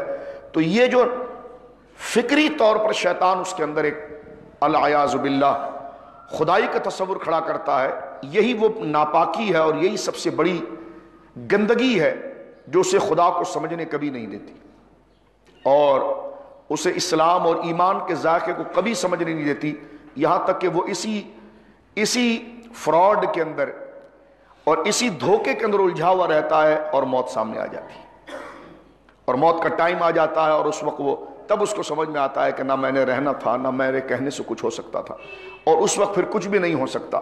اس لیے وقت غرغرہ نہ توبہ قبول ہے علیہ باللہ۔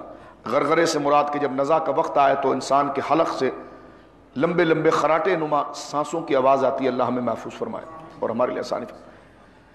اس مرحلے سے ہر انسان گزرتا ہے، اس کو وقت غرغرہ بھی کہا جاتا ہے عربی زبان میں۔ نزا کا وقت، نزا کا معنی انزاع بمعنی کھینچنا، کہ جب روح اس کے بدن سے کھینچی جاتی ہے، اس وقت ایسے آدمی جو دھوکے میں مبتلا تھا اپنی عزت، اپنی طاقت، اپنی پارسائی میں، تو ان تمام تر برے خیالات کو دھکا لگا کر نکالنے والی چیز ہے زہد۔ زہد اگر میں اور آپ اپنے ذہن کے اندر قرآن و سنت کی تعلیم کو لیتے ہوئے، ایک حقیقی چیز کو سمجھتے ہوئے، اور جو چیز یعنی جب ہم اپنے آپ کو، ہم ہیں کمزور، جب تک اس کا اعتراف نہیں کریں گے تو ہمارے سامنے طاقتور اور مضبوط جو ذرائع وہ واضح نہیں ہوں گے۔ ہم ایک کمزور اور بیکار قسم کے لوگ ہیں، اور ہم جو ہے کہ وہ اپنے آپ ہی کو منتہا، منزل اور مکمل سمجھیں گے تو واقعتاً جو مکمل ہے وہ ہمیں سمجھ میں نہیں آئیں گے، چاہے وہ عقیدے کے اندر ہو، چاہے وہ اعمال کے اندر ہو۔ آج دیکھیے آپ، مکمل لوگ ہیں لیکن ہم نے اپنے آپ کو مکمل سمجھا تو ہمیں متقی لوگ سمجھ میں ہی نہیں آتے، کیونکہ ہم نے خود کو مکمل سمجھا۔ اسی طرح عقیدے کے اندر بھی اپنی ذات کو جب مکمل سمجھا کہ میں بڑے پیر کا بیٹا ہوں، میں بہت بڑے خاندان کا ہوں، تو جو میں کہوں گا وہی ہو کر رہے گا۔ یہ ہے سب سے بڑی نحوست، کہ جب میں اور آپ اپنے آپ کو مکمل سمجھتے ہیں تو جو اصل مکمل باتیں ہیں وہ ہمارے دل تک پھر ہمیں حاجت ہی نہیں، ضرورت ہی نہیں ہوتی۔ تو شیطان ہمارے نسب و خاندان کے خیالات کو عروج دیتا ہے، کبھی حلقہ محبت کرنے والوں کو قریب کر کے عروج دیتا ہے کہ اب تو خود مکمل ہو گیا ہے، عزت تجھے خاندان میں تو پیدا ہو گیا ہے، لوگ تمہارے چاہنے والے ہو گئے ہیں، مال تمہارے پاس آ گیا ہے، ہر طرف تمہاری ریسورسز اور مضبوط ہے۔ تو یہ شیطان آہستہ آہستہ مجھے اور آپ کو مضبوط، مکمل اور پائیدار ہونے کی طرف لاتے ہوئے قبر، مٹی میں ہونا، جسم کا منتشر ہو جانا، نام کا ختم ہو جانا جو ایک حقیقت ہے، اس سے بندے کو ہٹاتا ہے، اور ایک حال یہ ہوتا ہے کہ اسی حالت میں مجھے اور آپ کو موت آ جاتی ہے، اور پھر بندہ ان قبروں کی نظر ہو جاتا ہے، اور پھر آگے کا مرحلہ جو یہاں سوچا تھا اس کے جواب کا ہوتا ہے۔ تو یہ سب سے بڑا دھوکہ ہوتا ہے جو انسان کو، اس میں نسب کی فضیلت نہیں، نسب اعلیٰ بھی ہوتے ہیں لیکن اس سے مراد صرف وہ اللہ کا احسان ہے، بندے کی ذمہ داری اس پر بڑھ جاتی ہے۔ جس طرح حضرت داتا گنج بخش علی اجویری رحمۃ اللہ علیہ نے اس بات کو ذکر کیا کہ حضرت امام جعفر الصادق رضی اللہ تعالیٰ ایک دفعہ مجمع میں تشریف لائے تو سرکار داتا صاحب رحمۃ اللہ علیہ لکھتے ہیں کہ حضرت امام بایزید بستامی رحمہ اللہ کی زبان سے جملہ نکلا کہ جاء ابن رسول اللہ صلی اللہ علیہ وسلم، دیکھو مجلس میں اللہ کے رسول کے بیٹے آ گئے، اس میں کیا شک تھا؟ حضرت امام جعفر صادق بیٹے نہیں تو بیٹا کون ہے؟ آگے رجب میں انشاءاللہ ان کا یوم آئے گا تو ہم فضائل زندگی رہی تو بیان کریں۔ تو آپ دھاڑے مار کر رونے لگے اور گھٹنوں کے بل زمین پر بیٹھ گئے اور بایزید کو کہا کہ آئندہ میرے آنے پر اس قسم کا نعرہ تم نہیں لگاؤ گے. انہوں نے کہا حضور اس میں کیا ہے کہ آپ تو ہیں ہی رسول اللہ کے بیٹے، آپ تو سرکار امام علی مقام امام حسین کے پوتے ہیں. فرمائیے سب ہے لیکن اس کا اعلان نہ کرو، اس کی ضرورت نہیں ہے، کیونکہ مجھے تو اس بات کا سب سے بڑا خوف ہے کہ میں نے یہاں سے جا کر اللہ اس کے رسول کو جواب کیا دینا ہے. تو بایزید بستامی خود چیخ مار گئے اور پڑ گئے کہ جن کا خود تقویٰ و طہارت یہ تھا، وہ خود اپنے اندر اس قدر زہد رکھتے ہیں اور اپنے تمام کمالات کو اللہ کے سپرد کرتے ہیں کہ اس میں میرا کوئی ذاتی کمال نہیں ہے. تو فرمایا کہ ہم لوگ کہ جس کو نہ نسب اعلیٰ ملا نہ اتنا کردار ملا، تو ہم کس بات پر پھولے جا رہے ہیں.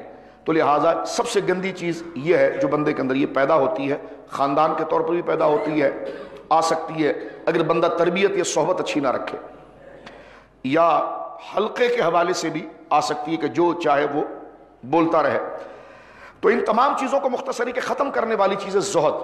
اب زہد کیا چیز ہے اس کو ہم سمجھتے ہیں، کیونکہ اہم بات تھی اس لیے میں تھوڑا کو پھیلاتا رہا، کیونکہ سب سے اہم چیز ہم یہاں پر لینے کے لیے آئے ہیں. ہر ایک کے کر و فر رہ جاتے ہیں، غور کیجئے گا. امام جنید بغدادی رحمۃ اللہ علیہ، امام الطائفہ رضی اللہ عنہ، آپ ارشاد فرماتے ہیں الزہد استصغار الدنیا ومحو آثارها من القلب. فرما زہد دنیا کو حقیر اور گھٹیا سمجھنا اور دل سے اس کے اثرات کے مٹا دینے کا نام ہے. یعنی اس حقیقت کو جان لینا جو سچ ہے کہ تو نے مرنا ہے اور دنیا کے یہ آثار محض ایک دھوکہ ہے جو تیری آزمائش کے لیے، یہ مکانات بھی ادھر رہ جائیں گے یا ختم ہو جائیں گے، تیرا بدن، تیری قوت، تیرے تعلقات، تیرے ریسورسز، تمام چیزیں ختم ہو جائیں گی اور تو نے اکیلا سامنا کرنا ہے. تو لہٰذا یہ وہ زہد کا تصور ہے کہ جو بندہ دنیا کو ہاتھ میں رکھے یا جیب میں رکھے، لیکن دل میں وہ اس حقیقت کو رکھے کہ یہ ساری چیزیں فانی ہیں، باقی اللہ کی ذات ہے اور میں نے اسی کی طرف لوٹ جانا ہے. تو یہ وہ بنیادی حقیقت ہے کہ جس کو زہد کہا جاتا ہے. حضرت امام سیدنا صدیق اکبر رضی اللہ تعالیٰ عنہ، بعض جاہل پیر یہ کہتے ہوئے تو نظر آ جاتے ہیں کہ حضور کے بعد سب سے افضل وہ ہیں وہ ہیں وہ ہیں، لیکن وہ بیچارے خود کسی کے ایجنٹ ہوتے ہیں اور وہ صرف لوگوں کو گمراہ کر رہے ہوتے ہیں. یہ انتہائی غلط عقیدہ ہے جس کو ہم نے 22 تاریخ کو بھی رجب کے دن جو جمادی الثانی اس میں رد کیا. صحیح عقیدہ یہی ہے جو میں نے آپ کو تفصیل کے ساتھ ذکر کیا تھا کہ حضرت ابو بکر صدیق رضی اللہ تعالیٰ عنہ کا رتبہ حضرت آدم سے لے کر نبی پاک تک غیر انبیاء جتنے صالحین اور متقی آئے ان میں سب سے برگزیدہ افضل شخصیت ولایت کے اعتبار سے، افضلیت مطلقہ کے اعتبار سے حضرت ابو بکر صدیق ہیں. اس لیے کہ جو مکمل لوگ ہیں آپ کو ان کا درجہ دینا ہوگا. اب ظاہر سی بات ہے بندہ کسی کے درجے کو بھولتا کب ہے کہ جب خود کو مکمل جانتا ہے. خود کو جب 14 صدیوں کی تحریرات، فیصلوں کی کوئی ضرورت ہی نہیں ہوتی. وہ جو اپنے منہ سے بک کر رہا ہوتا، 4 مرید ادھر لے کر بیٹھا ہے، 5 مرید ادھر لے کر بیٹھا ہے. لیکن جو خود کو اپنے آپ کو نامکمل سمجھتا ہے اور دین کو مکمل سمجھتا ہے تو اپنے ذوق اور شوق سے نہ کسی کو رتبہ اور حیثیت دیتا ہے، بلکہ اسی سے دیتا ہے کہ جو ترتیب قرآن مجید میں ذکر ہوئی ہے، جو حدیث میں جو اس مکمل ضابطے کے اندر آئی ہے، اور وہ اس بات کو قبول کرنے والا ہوتا ہے کہ میرا حلقہ، میری مریدی، میرا سید ہونا، میرا فلاں ہونا یہ کوئی حیثیت نہیں رکھتا. اس کی حیثیت ہے شریعت کے ساتھ. اگر شریعت مطہرہ کا رشتہ ٹوٹ جائے تو یہ ساری چیزیں بیکار ہے. تو وہی شخص اس خوف کو پا سکتا ہے کہ میں یہ کہہ رہا ہوں کیا یہ جائز ہے، میں یہ کہہ رہا ہوں کیا یہ ناجائز ہے. تو جائز اور ناجائز کا ڈر اس کو ہوتا ہے جو اللہ کو مکمل، دین کو مکمل اور خود کو ناقص سمجھتا ہے. اسی کو زہد کہتے ہیں. اور جس نے خود کو مکمل سمجھ لیا، جی ہمارے تو ایسے بڑے تعلقات ہیں، ہم تو ایسے بڑے کر و فر والے ہیں. ظاہر سی بات ہے جس کے دروازے پر سیٹ سجدہ کر رہے ہوں اور اپنے اسمگلنگ کے مال چھڑانے کے لیے پیر صاحب کے پاؤں کو پکڑ رہے ہوں تو اس پیر کو کون زمین پر اتارے گا کہ جو ساری ریسورسز جو سوسائٹی کے اس کے پاس موجود ہے. میں مشائخ کی بات نہیں کر رہا رضوان اللہ اجمعین، صالحین متقی اولیاء کی بات نہیں کر رہا، میں ان بروکرز پیروں کی بات کر رہا ہوں جو مولویوں میں بھی ہوتے ہیں. بروکرز پیر جو مارکیٹوں کے اندر ہوتے ہیں، جو وزیر اعلیٰ کے ساتھ آپ کی دوستی کیسی کرانی تو بیچ میں وہ آ جاتے ہیں، میں کرا دیتا ہوں، آپ میرا یہ کام کرا دیں تو میں آپ کو ملا دیتا ہوں. ان کو متاثر کیا داڑھی ٹوپی پگڑی سے، وہ کہہ رہے ہیں یہ ہم تو گناہ گار لوگ ہیں، یہ اللہ والے لوگ ہیں. تو اس قسم کے بروکرز مارکیٹ کے اندر دین کے نام پر ہوتے ہیں. وہ آپ کو اسلام آباد پنڈی میں بھی نظر آئیں گے، وہ آپ کو کراچی میں بھی نظر آئیں گے، وہ آپ کو سندھ میں بھی نظر آئیں گے. میں تنقید نہیں، اس لیے کہ زہد کی بات ہے اور دین کا ستیہ ناس نکال دیں گے. جو وہ کہیں گے وہ شریعت ہو جائے گی. لوگوں کو جمع کریں گے اللہ کے نام پر, پھر خود خدائی کا دعویٰ کر دیں گے, زبان سے نہیں, فکر سے کہ ہم جو کہہ رہے ہیں وہ ٹھیک ہے, اور قرآن جو کہہ رہا ہے, حدیث جو کہہ رہی, 14 صدیاں جو کہہ رہی ہیں, صوفیہ جو کہہ رہے ہیں, اس کو اگنور. تو اس چیز کو رد اس طریقے سے کیا جاتا ہے کہ جب بندہ اپنی قبر کو یاد رکھے کہ بدن جب بکھر جائے گا, جو سیدنا صدیق اکبر نے کہا رضی اللہ عنہ, جب آپ کے لیے میری ماں سیدہ عائشہ صدیقہ رضی اللہ تعالیٰ عنہ نے کفن لایا نیا, تو آپ نے فرمایا کفن لے جاؤ, یہ کپڑا کسی زندے آدمی کو دو کہ جو جناب اس کو بنائے اور پہنے, مجھے تو بس یہی کپڑا ہے, ایک چادر میں لپیٹ دو, اس کو دھو کر مجھے دے دینا, اس لیے کہ قبر میں تو خون ہے اور پیپ ہے. حالانکہ آپ نے انکساری فرمائی. آپ کے نام لینے والوں کے قبر میں بدن نہیں سڑتے, لیکن آپ نے حقیقت کا ہے, اور تمہاری جو اپنی کمزوری ہے اس کی طرف تم توجہ رکھو.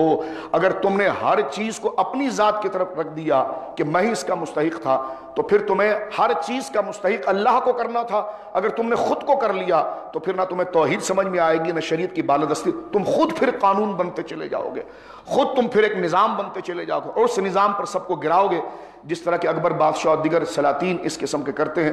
اور اس وقت بھی اکبر کے دربار میں بھی کچھ پیر تھے, اور میں نام نہیں لینا چاہتا, میں پیران نظام کی نام نہیں لے رہا, ہم تو خود ان کے در کے خادموں میں سے ہیں. پیران نظام جن کا کام واعظ و تبلیغ اور نصیحت ہوتا ہے, کہ جو خود تک نہیں روکتے, بندے کو اللہ رسول تک پہنچاتے ہیں. کیونکہ مرشد بھی راستہ دکھانے والے کو کہتے ہیں, منزل تو کو تو نہیں کہتے. منزل تو شریعت ہے نا, منزل تو اللہ اس کے رسول ہے. تو اکبر کو ابھارنے والے بھی وہی لوگ تھے. اب میں نام نہیں لینا چاہتا, اتنی عظیم ہستی بر صغیر کے سلسلہ چشتیہ میں ہمارے اکابر قطب اولیاء میں سے ان کا ایک پوتا تھا, سگا پوتا.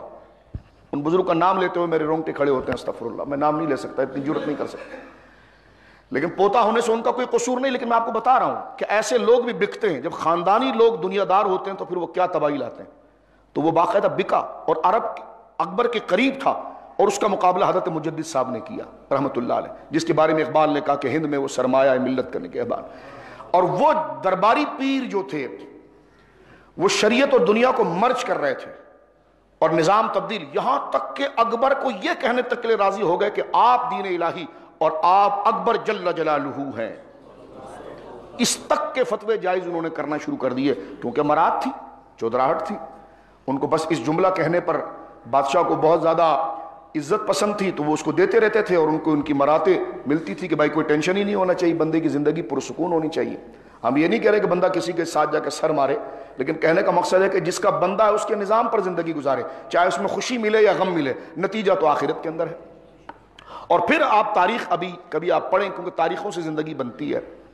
اقبال اسی طرح کہہ گئے کہ جناب کیوں کہہ گئے ان حضرت مجدد صاحب کی پوری زندگی کے بارے میں, کہ حضرت مجدد فسانی رحمہ اللہ نے پھر ان جعلی صوفیوں کا بھی مقابلہ کیا, اور یہاں تک ہوا کہ آپ کے تقوی و طہارت, یہاں پر ایک حدیث پاک آتی ہے جو حضرت مجدد صاحب ان تمام ولیوں بالخصوص سیدنا صدیق اکبر کی زندگی میں نظر آتی ہے.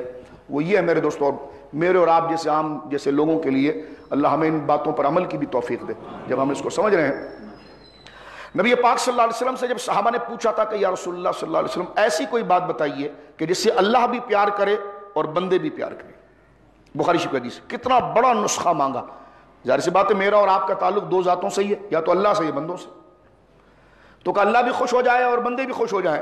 تو فرمایا جب اللہ سے بات کر تو پھر دنیا کی بات نہ کر, اسی کی بات کر, اور بندوں سے مل تو ان کے ہاتھ پر نظر نہ رکھ, ان کے جیب پر نظر نہ رکھ. کہ جب تو اللہ سے ملے گا اللہ کے لیے تو اللہ پیار کرے گا, اور جب بندوں سے تو ان کے سٹیٹس مرتبے مال کی وجہ سے نہیں, جب ان سے کسی بے غرض تو ملے گا تو بندے تجھ سے پیار کریں گے, رہا تیری غرض تو وہ خود بخود مکمل ہونا شروع ہو جائے گی. یعنی اللہ سے مل, اس کا ایک الفاظ یہ کہ اللہ سے مل تو دنیا کو ذکر نہ کر, اور دنیا داروں سے مل تو پھر اپنی حاجت کو ذکر نہ کر, تاکہ تو حقیر نہ ہو جائے ان کی نظروں میں. باقی جو تجھے ملنا ہے وہ اس کے ذمن میں ملے گا. یعنی اپنا معیار یہ بنا, ایسا نہیں کہ تیری حاجتیں نہیں رکے گی, لیکن پہلا معیار یہ بنا کہ میرا مقصد آپ کے ہاتھ کا رومال بننا نہیں ہے, میرا مقصد یہ نظام ہے. اور بندہ پہلے ہی اگر لوگوں کے ہاتھوں پر نظر رکھے اور جیبوں پر نظر رکھے اور عزت ان کے مرتبے اور مقام اور پیسے کی وجہ سے دے, تو اس کے آگے شریعت کا کیا مقام رہے گا, دین کا کیا مقام, اور وہ رذیل ہی بنا رہے گا. چاہے پیر کیوں نہ ہو, دروازے پر ہوگا تو سیٹ صاحب لیٹا جی آ رہے ہیں بس بات کر رہے ہیں, اور یہ دروازے کھٹکھٹا رہے ہیں, ان کی گھنٹیاں بجا رہے ہوں, تو اس کا مطلب دین گرتا ہے پھر اس سے.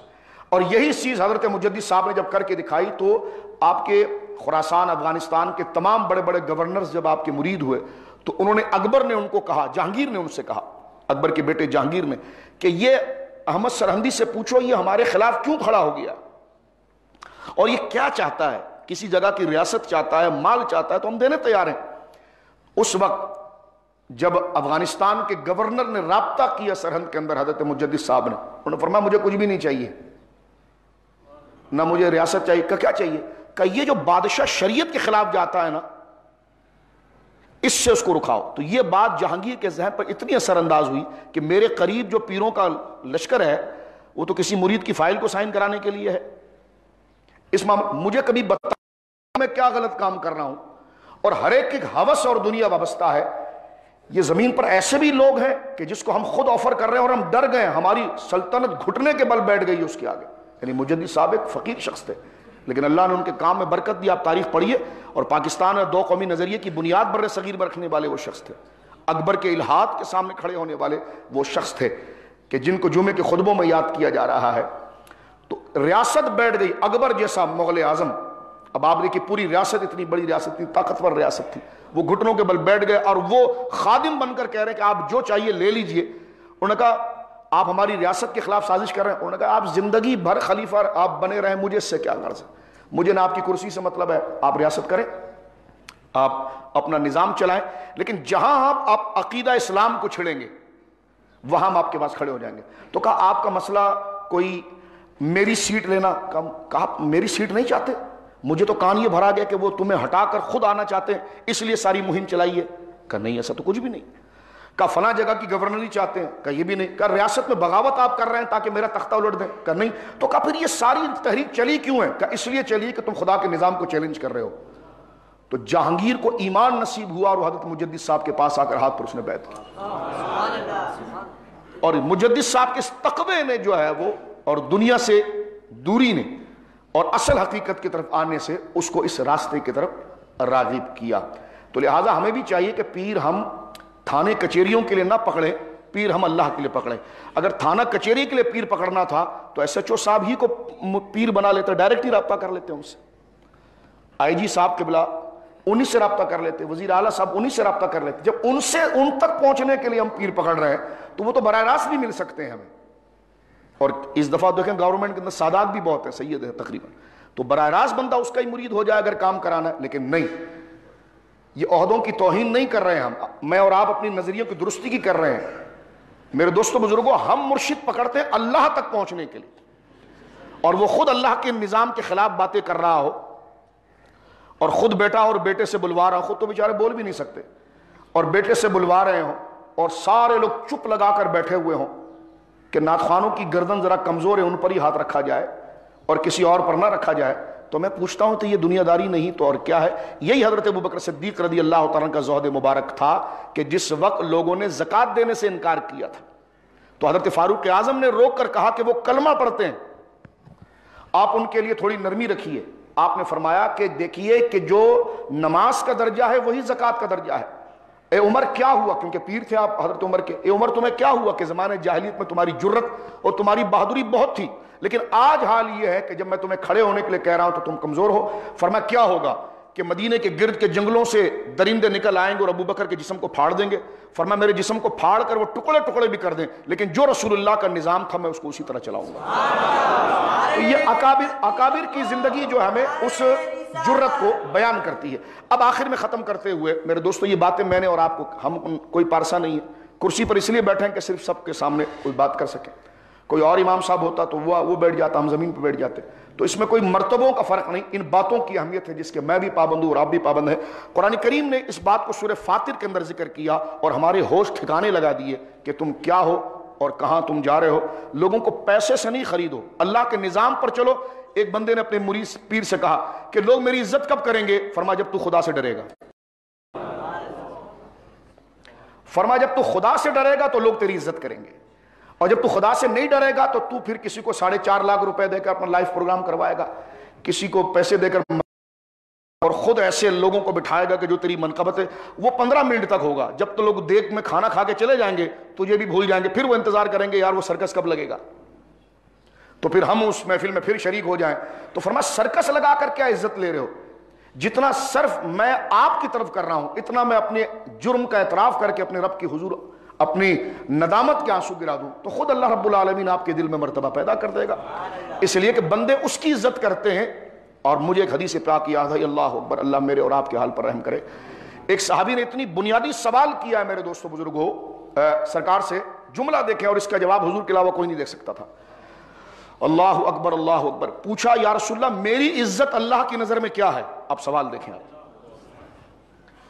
میں اور آپ جمعے میں بیٹھے ہیں اللہ کی نظر میں عزت کے لیے, کلمہ پڑھ رہے ہیں اللہ کی نظر میں عزت کے لیے, نظر میں مراد اس کی قدرت کی نظر میں, ٹھیک ہے. ہم چلتے پھرتے مسلمان ہیں اللہ کی نظر میں کہ اللہ ہمیں عزت دے. تو اس ساری زندگی کا ایک سوال میں سارا اسلام جمع کر دیا. کیا عقل تھی ان کی, کیا سمجھداری تھی, اور اس کا جواب حضور کے علاوہ کوئی نہیں دے سکتا تھا. اب آپ جواب سنیں گے تو میں اور آپ شرم سے پانی پانی ہو جائیں گے میرے دوست. اللہ ہمارے حال پر رحم کرے. امام ہونا, مرشد ہونا, سید ہونا, امیر ہونا, غریب ہونا, سب اپنی جگہ پر. اصل چیز یہ حال اور یہ فیلنگ ہے, یہ جذبات ہیں. جب تک نہیں ہوں گے تب تک کوئی چیز کام نہیں آئے گی. میرے دوستوں بزرگوں دیکھیں, سوال پہلے دیکھیں کہ یا رسول اللہ میری عزت اللہ کی نظر میں کیا ہے؟ فرمایا جو اللہ کی عزت تیری نظر میں ہے. بس اس سے آپ اندازہ لگا لیں میں اور آپ. فرما اللہ میرے ساتھ کیا معاملہ کرے گا؟ فرما جو تو شب و روز اللہ کے نظام کے ساتھ کرتا ہے. صاحب بات. فرما میری عزت اللہ کی نظر میں کیا ہے؟ فرما جو اللہ کی حیثیت تیری نظر میں ہے. اگر تو اس سے ڈرتا ہے بمانا تو اس کو اہمیت دیتا ہے اور اپنی ذات گالی بھی سن لے, مار بھی کھا لے, سب کو, لیکن اس کے نام کو نیچے نہ جانے دے, تو فرما جس طرح تو نے وقار سے اس کے نام کو سنبھالا ہے, اس کی عزت کو سنبھالا ہے, تو پھر میدان محشر کی گرمی کے سامنے پھر تو گھبرا مت, اس لیے کہ جیسی عزت تو نے اللہ کی ہے ایسی عزت اللہ تیری کرے گا. یہ حدیث پاک بخاری شریف کے اندر موجود ہے. قرآن کریم اس بات کو ذکر کرتا ہے کہ یا ایھا الناس ان وعد اللہ حق. اللہ مجھے اور آپ کو عمل کی توفیق دے, ریاکاری سے محفوظ فرمائے. ہم سارے بیکار اور گندے لوگ ہیں. عزت ہے اس نظام کے ساتھ, خالی یہ مسلح عزت والا, اس پر آنے والے عزت والے جب بنیں گے جب اس نظام پر آئیں گے. نظام سب مانتے, یہ صفیں عزت والی ہیں کیونکہ عزت والوں نے اس کو آباد کیا تھا. یہ آپ کے بیٹھنے کی وجہ سے عزت والی نہیں ہوئی, یہ مسلح عزت والا, یہ میرے کھڑے ہونے کی وجہ سے نہیں ہوا. جو تھے عزت والے ان کی وجہ سے یہ آگے والے عزت والے ہوئے. تو میری اور آپ پتا چلا ہم تو عارضی لوگ ہیں. ہماری عزتیں ان صفوں میں جب ہوں گی کہ جب ہم ان کے پیچھے چلیں جن کی وجہ سے ان صفوں کو اور ان مسلحوں کو عزت ملی. قرآن نے کیا کہا تاکہ ہم اپنی حیثیت کو سمجھیں. لوگوں کے آگے کھڑے ہو جانے کا مطلب نہیں کہ لوگوں کا معاذ اللہ کوئی ایسا ہو جائے کہ لوگ اس کو خدا جاننے لگے الیاذ باللہ, یا صفوں میں آنے کے بعد یہ نہ ہو جائے کہ گلیوں کے اندر پھرتے چلے کہ ہم تو جمعے کی نماز پڑھ کے آئے, تم نے تو نماز ہی نہیں پڑھی. تو اس نظام کے ہم محتاج ہیں, آگے ہیں. آپ نے اگر ایک امام کو آگے کیا ہے تو انہی کے کہنے پر, اور ہم نے اگر آپ کی نماز پڑھائی تو انہی کے کہنے پر. ہم تو ایک رول پلے کر رہے ہیں, کامیاب ہوگا جو ان کی طرف جتنا بڑھ جائے گا. اس لیے فرما وَيَتَّبِعْ غَيْرَ سَبِيلِ الْمُؤْمِنِينَ, جو مسلمانوں کی اجتماعی صحابہ اور ان کی جماعت کو چھوڑ کر الگ راستہ نکالتا ہے, فرما نُوَلِّهِ مَا تَوَلَّى, پھر ہم اس کو دھکا لگاتے ہیں جس طرف وہ جہنم میں جاتا ہے. وہ سات مسیرہ قرآن نے ذکر کیا سورہ فاطر میں میرے اور آپ کے پتھر جیسے دل کو عقل دلانے کے لیے کہ اب بھی نہیں جاگتا. فرمایا کہ یا ایھا الناس ان وعد اللہ حق, اے لوگو بے شک اللہ کا وعدہ سچ ہے.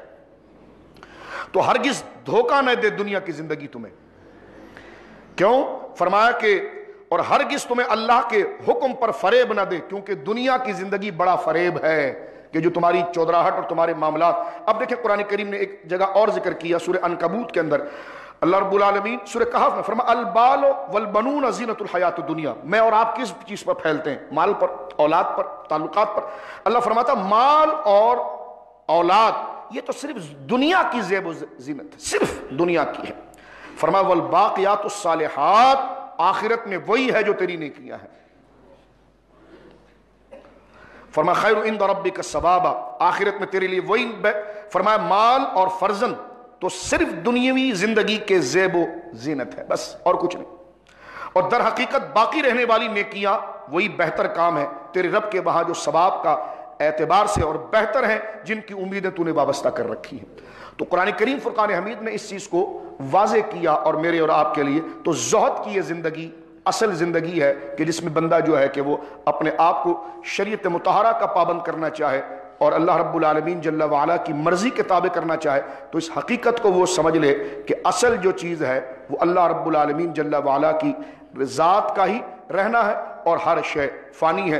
اس چیز کو قبول کرنے کے بعد ہی انسان جو ہے کہ اس مرتبے پر پہنچتا ہے کہ اسے نماز کا پتہ چلتا ہے، اسے روزے کا پتہ چلتا ہے۔ بات کو ختم کرتے ہیں داتا صاحب کے اس جملے پر جو حضرت ابوبکر کا اتنا شاندار قول ہے کہ حضرات صوفیہ تو اس فن کے امام ہیں، وہ کہتے ہیں اتنی بڑی بات زہد پر آج تک کسی نے کی نہیں، اس لیے کہ جو بات کو سمجھے گا وہی اس کا اصول نکالے گا، جس کو مضمون سمجھ میں نہیں آیا وہ بات کیا کرے گا؟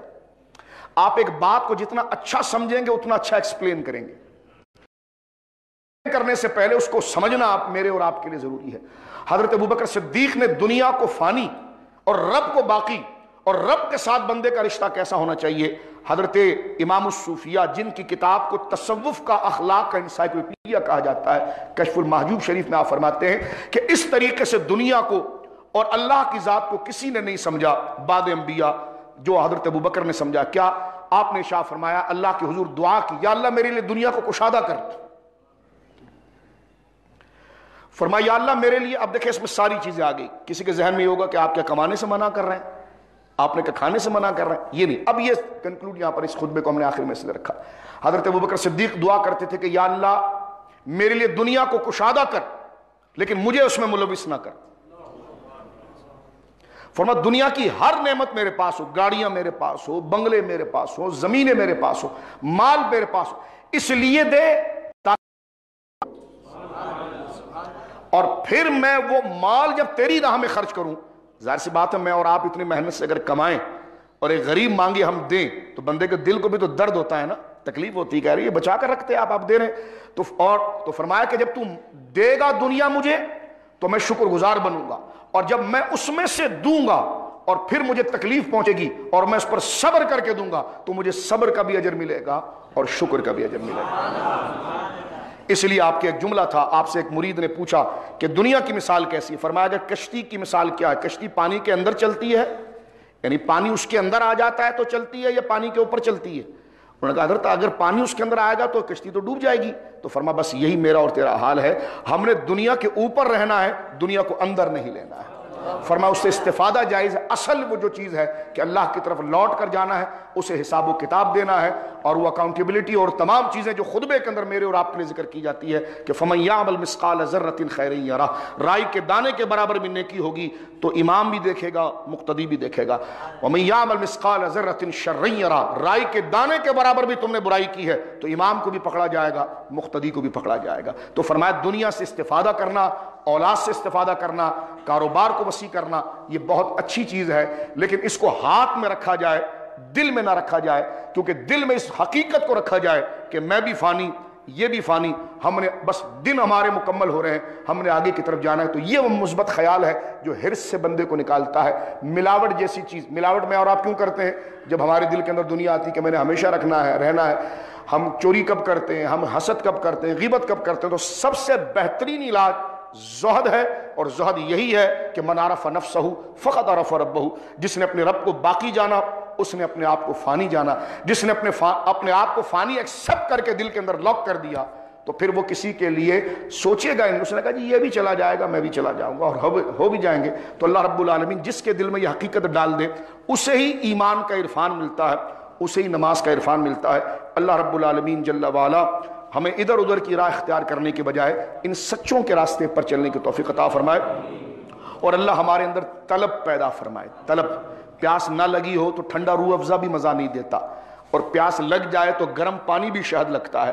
تو مین چیز ہے طلب، کہ ہم اللہ تک پہنچنا چاہتے ہیں، کہ ہمیں اپنی قبر یاد ہے، قبر میں بدن کا منتشر ہو جانا۔ ابھی سائنس کی ایک ریسرچ آئی کہ 1 مہینے کے اندر تو انسان کا پیٹ وغیرہ سب پھٹ کر جراثیم اندر داخل ہو کر نہ جانے اس کا کر و فر، بال سے لے کر اس کے پاؤں کے ناخن تک اس کو کیڑے کھا جاتے ہیں اور سڑ جاتا ہے۔ اگر قبر کھول دی جائے تو دنیا اس کی بدبو سے مر جائے۔ یعنی یہ حال جو ہم عطر لگا کر اپنے بدن کو سنوار رہے ہوتے ہیں، یہ انسان کی حقیقت ہے۔ لیکن جب زہد آ جاتا ہے تو پھر قبر بھی سلامت رہتی ہے اور بدن بھی سلامت رہتا ہے، اور جو اس کے پیچھے چلتے ہیں خدا پھر ان کو بھی سلامت رہتا ہے۔ اس لیے کہ جس نے اللہ کو حیثیت دی اللہ نے اس کی ذات کو حیثیت دی۔